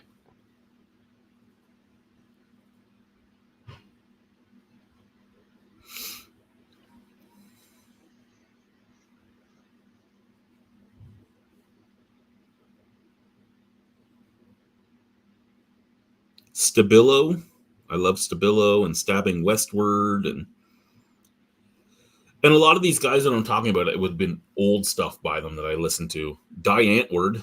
I used to listen to them a lot.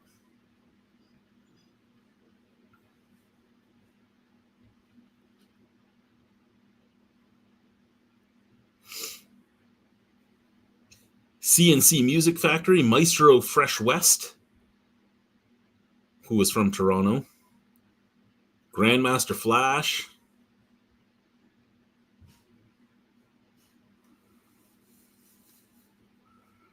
I see new comments. 1 second. I'm trying to find my mouse. What do we got going on here?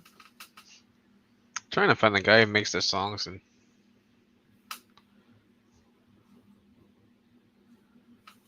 where is he?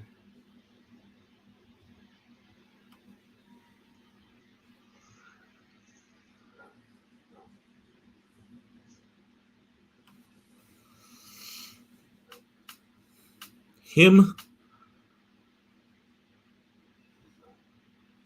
I move all the time. What are you talking about? House of Pain.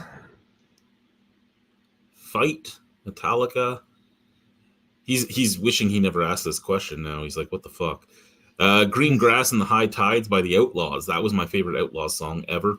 The Pixies, Here Comes Your Man, and Where Is My Mind. Only 2 songs from the Pixies I like. Old Tragically Hip, Old Kim Mitchell. Bieber and Betten, loved them too.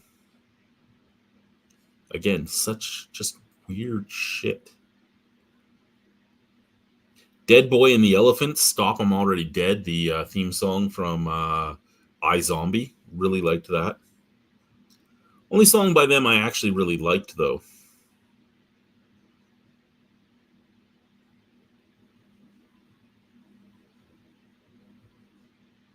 Insane Clown Posse. I used to listen to them when I was younger all the time. They made me giggle.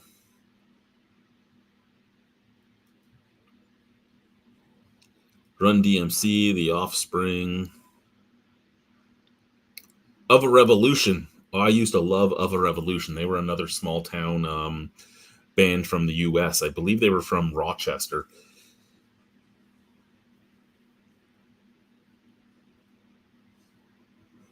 There is so much stuff in this playlist that I have not listened to in so long. I got to play this playlist one day and just let it play through.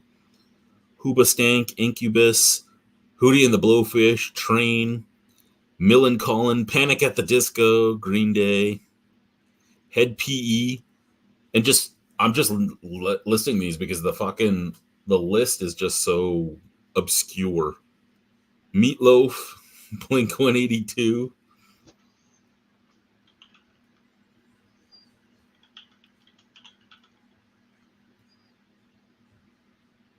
Dr. Hook. Oh, Dr. Hook and the Jay Gellis Band. Whenever Centerfold comes on at work, people get weirded out because I start dancing in the aisle singing it.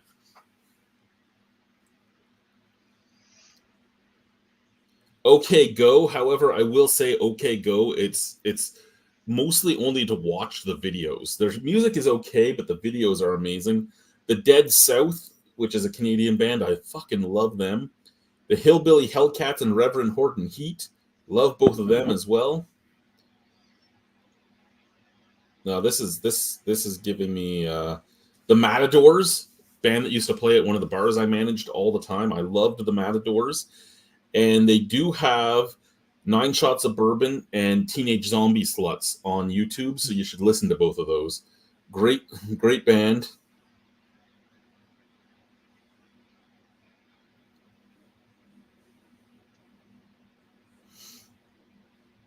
KMFDM and MDFMK. Yasser. You don't know any of these bands, do you? Only some. iScarlet, the Marble Index. Those no. The Ting Tings.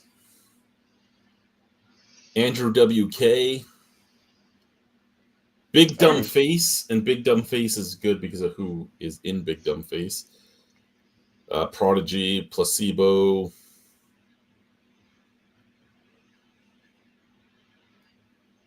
I'm going crazy trying to find that guy on YouTube, unless the click on Mudmen. subscriptions, it's not there.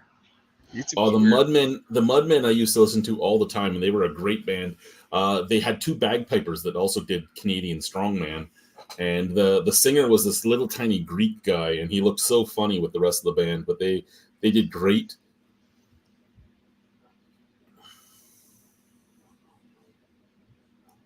Robert Palmer.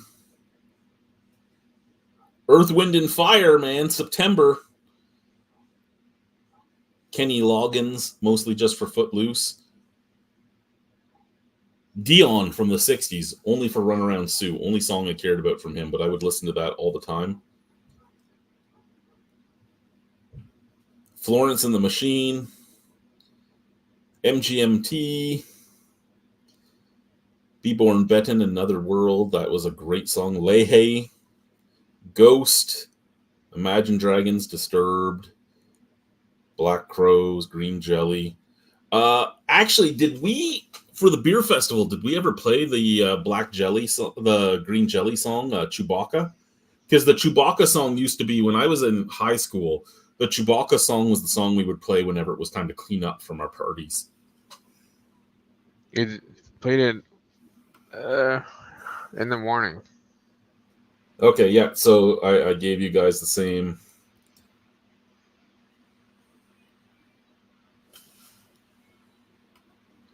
Yes, I have.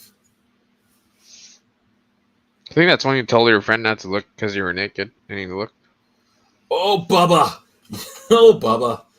Powerwolf. That was the one I was looking for. Powerwolf, Army of the Night, Grand Megas, Triumphant Power, Ailstorm, Keelhauled, Ailstorm, Drink, Great Big Sea, The Night Patty Murphy Died, Cranberries, Ghoultown, Bury Them Deep. That's another good one. Well, for the drinking, definitely listen to Big Clowny. Ooh. My Son the Hurricane, Brian Seltzer Orchestra, Ruskaja, which is a German. I'm sure you know the beer song. Yep. July Talk. Little Big, Lollybomb.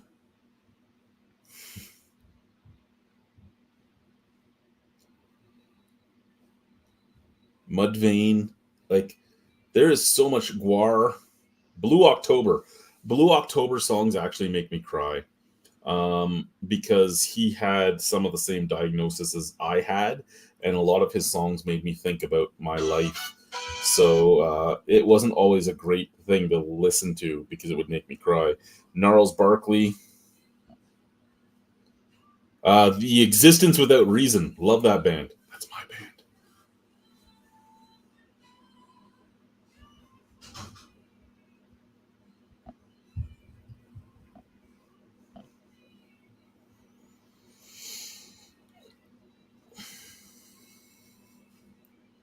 The Strumbellas, I only liked Spirits by them, but you know, the stuff I liked by them, I really liked by them. Jimmy Eat World. Jimmy Eat World was a weird band because I love punk, so I liked Jimmy Eat World. However, Hear You Me was the song by them that really got to me because it reminded me of my childhood as well.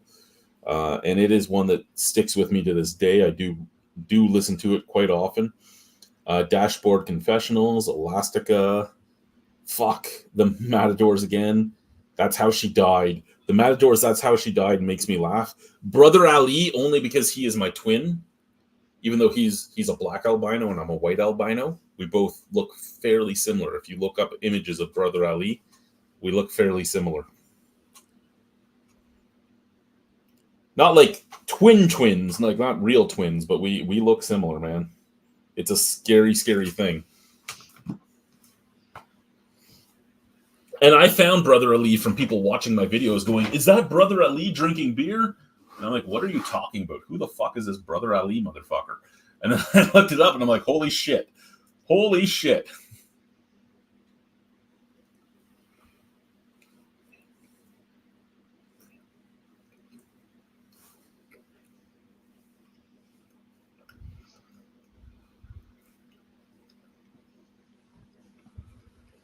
I'm always hungry like around midnight now for some reason.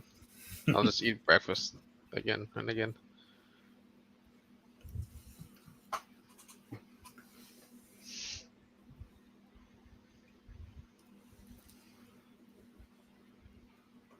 So once in a while, I just love having breakfast for like dinner. I agree with you, sir. Breakfast for dinner is a good time.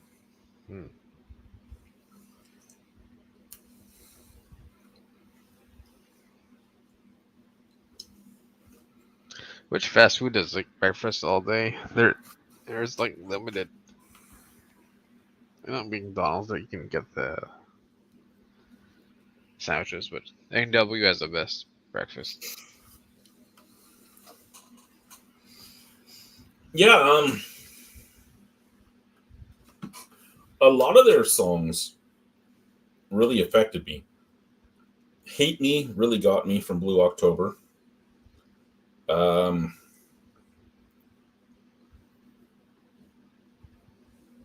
Angel really got me from Blue October.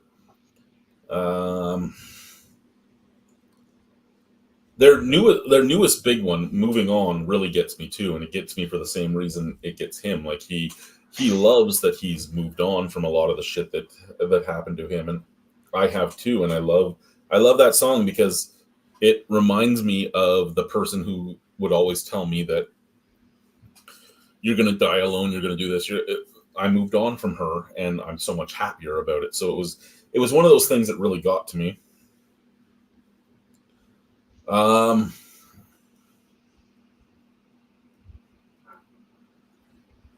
Fear. Fear is another one that really, really touches me, and it. He has so many songs that Took a that big have. cereal, says, "Have a good night." He's a gone.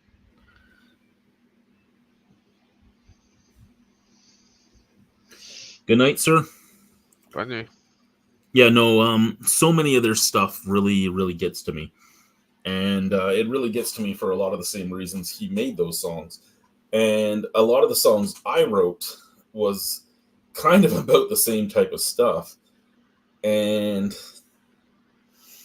it's not something that I'm always proud of, because as much as I'm perfectly okay being open about things, it's not something that I always like talking about, and it's not something that I always like admitting to. I had to admit to one of my coworkers who is about the same level as me in the hierarchy of the store, but her husband tried to do things to himself, and I'm like, I don't know if it'll help you at all, because they were coming up on their 1 year anniversary, and nobody at work knew this, and I'm like, I don't know if this will help you at all, but if you want, I can set you up to talk to my wife. And she's like, why? I go, because I've done the same thing as your husband several times in my life, and she's been there for a few of them, and she might be able to, understand you a little bit, and something that you don't get here because you don't have anyone that really has gone through the same thing. I can point you to her if you want. And she's like, that might be something I should do. But I didn't know that about you. I go, yeah, I talk about it on my YouTube channel here and there, and a lot of the people that have watched me long enough know about it, but I don't bring it up all the time. I'm And gonna get some quick food. okay, you get some quick food.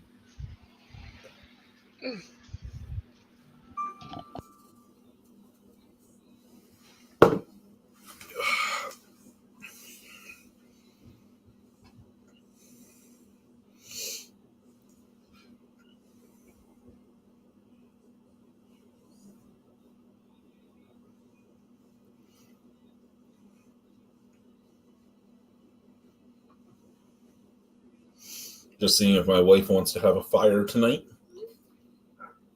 since I have about enough wood to do 3 more fires before the season's over.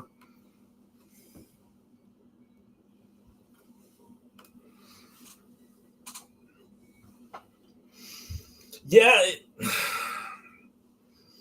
I don't know. I find I can talk about it more here. I can talk about it more just in front of a camera than I can in person. And I think because in person you can see the judgmental eyes. And I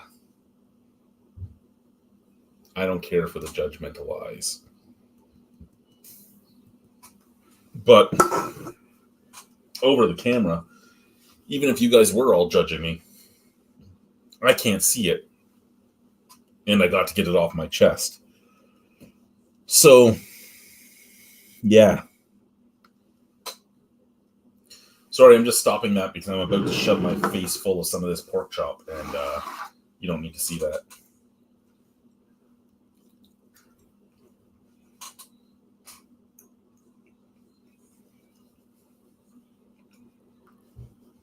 Nobody needs to see that.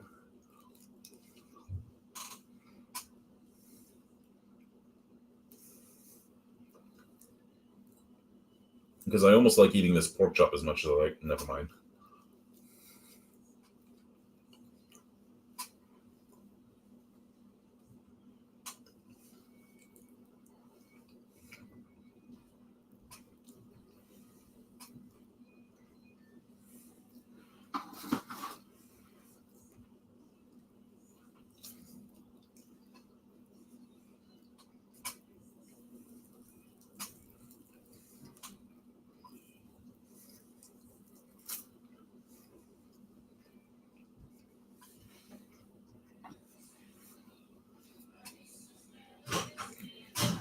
She seasons this pork chop amazingly.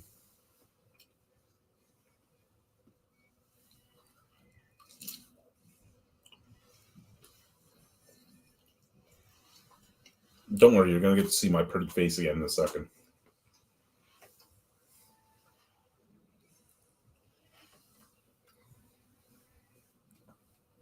That was a very small bone. Glad I didn't swallow that.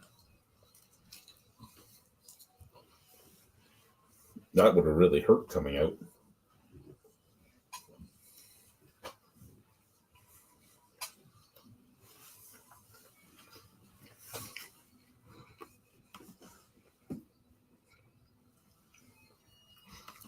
I'll try to stay awesome. I don't actually think I'm awesome, but I'll try to stay awesome.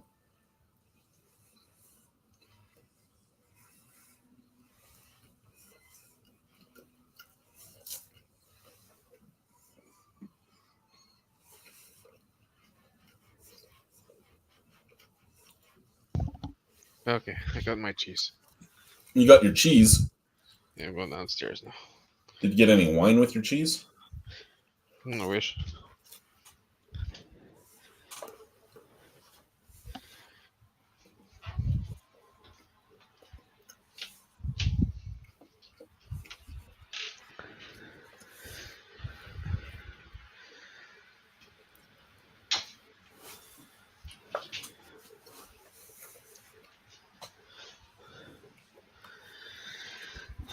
Checked up on the wife. Doing good. Jeez. Well, I appreciate that. Again, don't really feel it. I have my Radler in my glass, but I actually, while the camera was off and I was eating my pork chop, I've been rocking back and forth like this the whole time because I got to break the seal. So I'll be right back.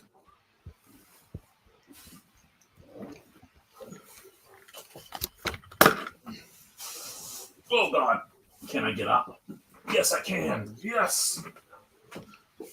You can do it. Have a wee pish. I'm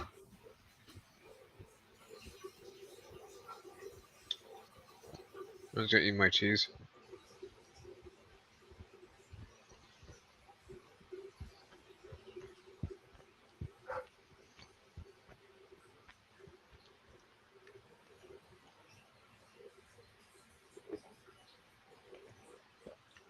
I really hope you can't hear me.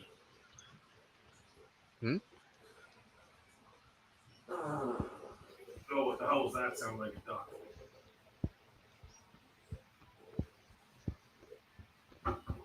It's a lot frothier than it should be. Oh well. Get a blood test in 2 weeks, we'll find out why.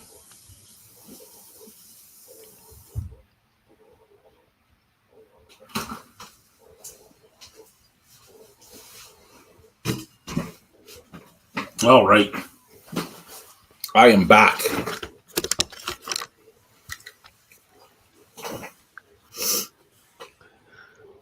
What's going on, Guy? I'm finishing my cheese.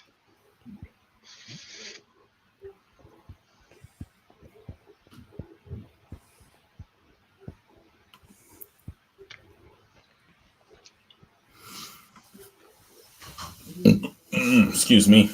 Okay, first, before I pick up my beer, because I'll share a beer with you, but unfortunately it's a Minhas.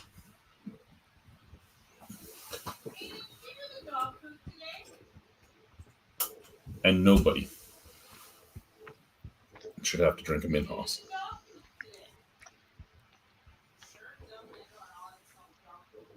It looks empty. Well, this one is empty because it's right here.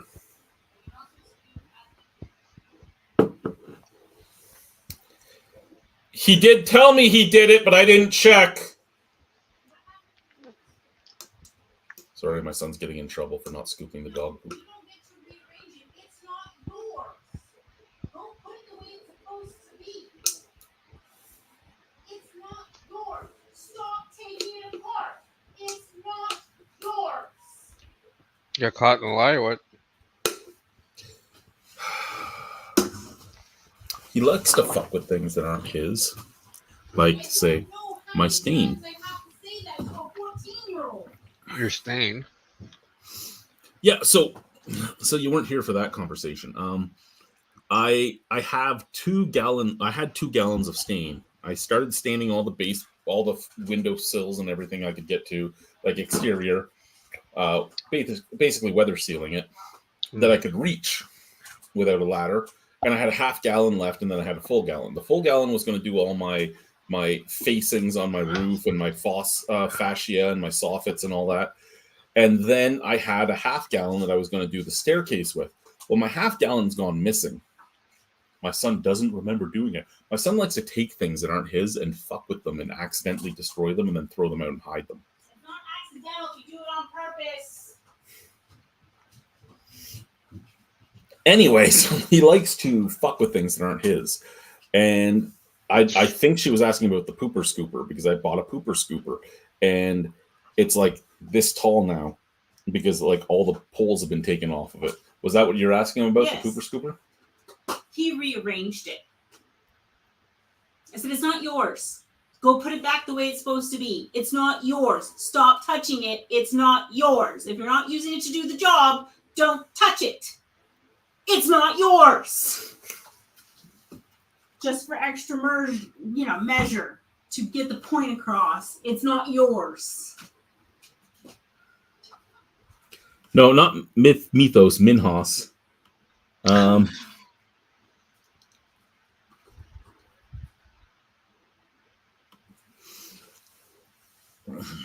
Guess what? What? Tomorrow's pajama day at work. Woohoo! I don't get a pajama day at work. Yeah, well, I do. And I'm wearing my pajamas. Better be a bra involved in this pajamas. Yes, Chad, I'm not going braless. It's bad enough that the babies pull on my shirt all the time anyways. You want a fire? Okay. No, Minhas. Minhas is a horrendous brewery in Canada. They are known for their bullshit. Right here is the Minhas logo. If you see this logo, you probably shouldn't drink the beer. They don't do a great job. They like to pretend other people's beer is their beer. They have the cheapest beer in the world. Most of it tastes... Yeah, like they sell an 80 pack in Saskatchewan for like $100. An 80 pack, which is like $1.20 a bottle. Well, a can. The majority of cans in Saskatchewan are $4 a can, so it should tell you something about where these guys sit. And like every one of their craft variants have coriander and orange peel in it. We don't know why. Even their stout has coriander and orange peel. Like, I don't know if they just have coriander and orange peel hanging from the ceiling, and if it falls in, they're like, yay! And if it doesn't, they don't say anything. But yeah. And then they have like a Pilsner that tastes like nothing but green apple. They have a lager that tastes like nothing but green apple. They're known for fucking around quite often. But you have your PBR. I have my Minhas Radler. Let's drink. Cheers. And Guy has his cheese. She's gone. What do you have then? Water? Yeah, the Esca lemon variant. Fridge is full of it. Again, I don't think I'm very fucking awesome, so, but thank you. I'll try. I probably shouldn't hold this over the keyboard. Should probably put that over there. Since, this is a laptop. Unfortunately, if this laptop dies, I have another laptop behind it. But it's not as good of a laptop, so. I think it's the first line to have it, like my new computer set up. I'm able to sit down and not do shit around the house. There's all these new pieces of electronics coming out that I'd love to buy, but I have no money for them. Like there's the GoPro Hero, not the Hero 13, which is coming with all the lenses, but the Hero, which is like this big. that I think would be amazing. The DJI Neo, which is their new little entry level that's supposed to just follow you everywhere and all. Like all this stuff is stuff I would love to have, but again, no money. I feel bad that the world of consumerism is eating at me because I'm like, I want that. I don't even have a reason to have it. It's not like I do high production value videos or anything. I have no reason to have it. I'm using a fucking like 8-year-old cell phone for my videos, right? Like no reason to have anything better. But I want it. Cheers to you, Jordy. I've been mostly setting up like video cameras around the house. Well, the last one today. So that's all done. That's the thing; they're not that expensive. The DJI Neo is only $270 Canadian, which is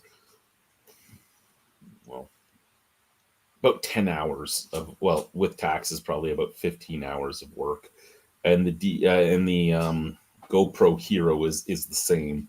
So I won't have it anytime soon. I'll have to pay off some debts, and by the time I can afford it, something new will be coming out. So those ones will be even cheaper.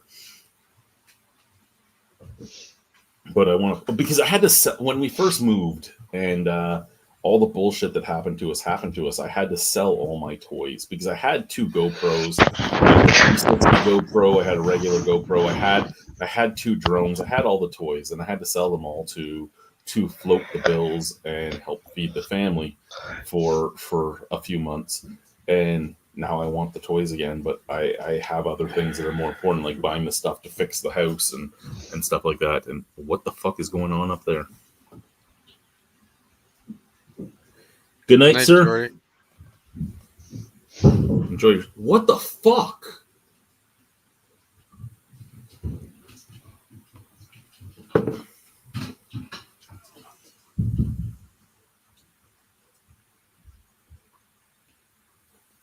Looking at my security camera.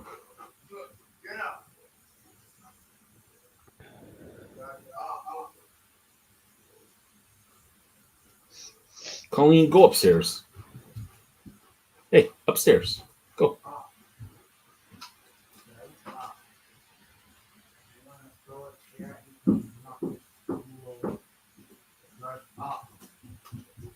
Colleen. Aiden. Why has my security camera been moved? I don't know. You're the one that would have moved it. I would move. Get out of the bedroom. Colleen, come. Fucking mother's naked. Get out of my bedroom. The security camera, Alicia. Did you move it? Okay, well, if you didn't move it, then he did. I can't see the TV area anymore.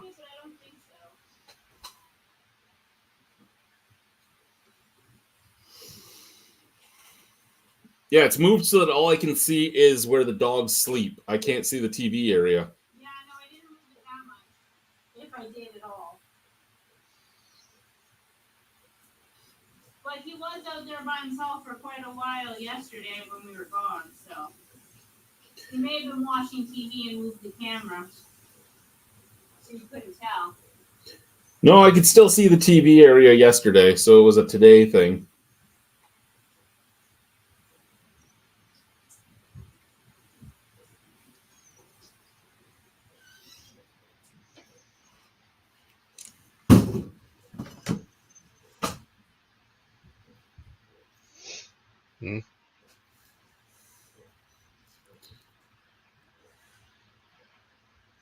Yeah. You ever notice it just seems to be me and Yugi? I think Carlo is a little burnt out. We usually have a random person. First full week at school.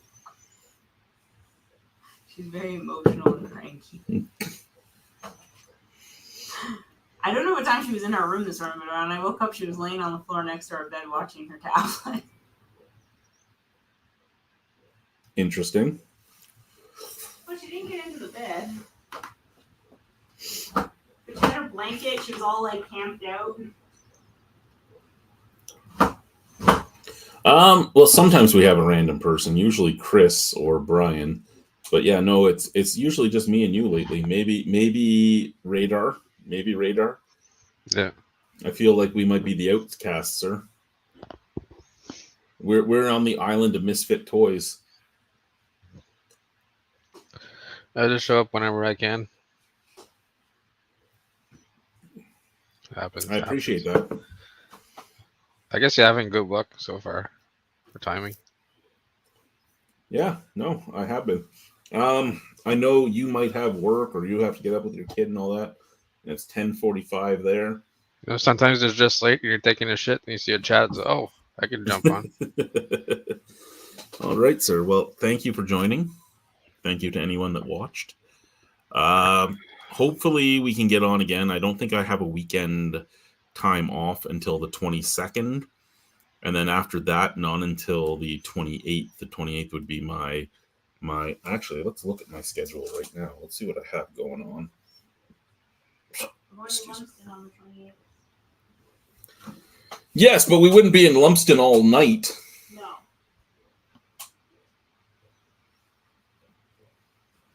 Okay, so tomorrow I'm closing. Saturday I'm closing.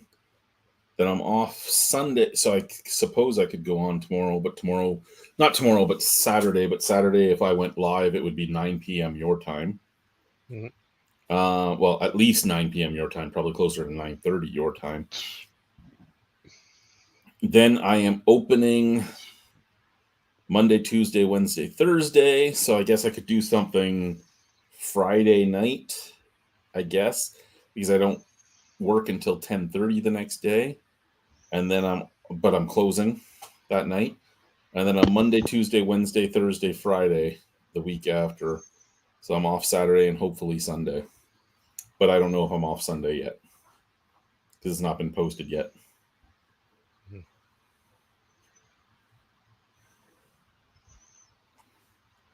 But yeah, anyway. Goodbye, guys. I'm going to go have a fire with the wifey wife. Good night. Good night, sir. Have a good one.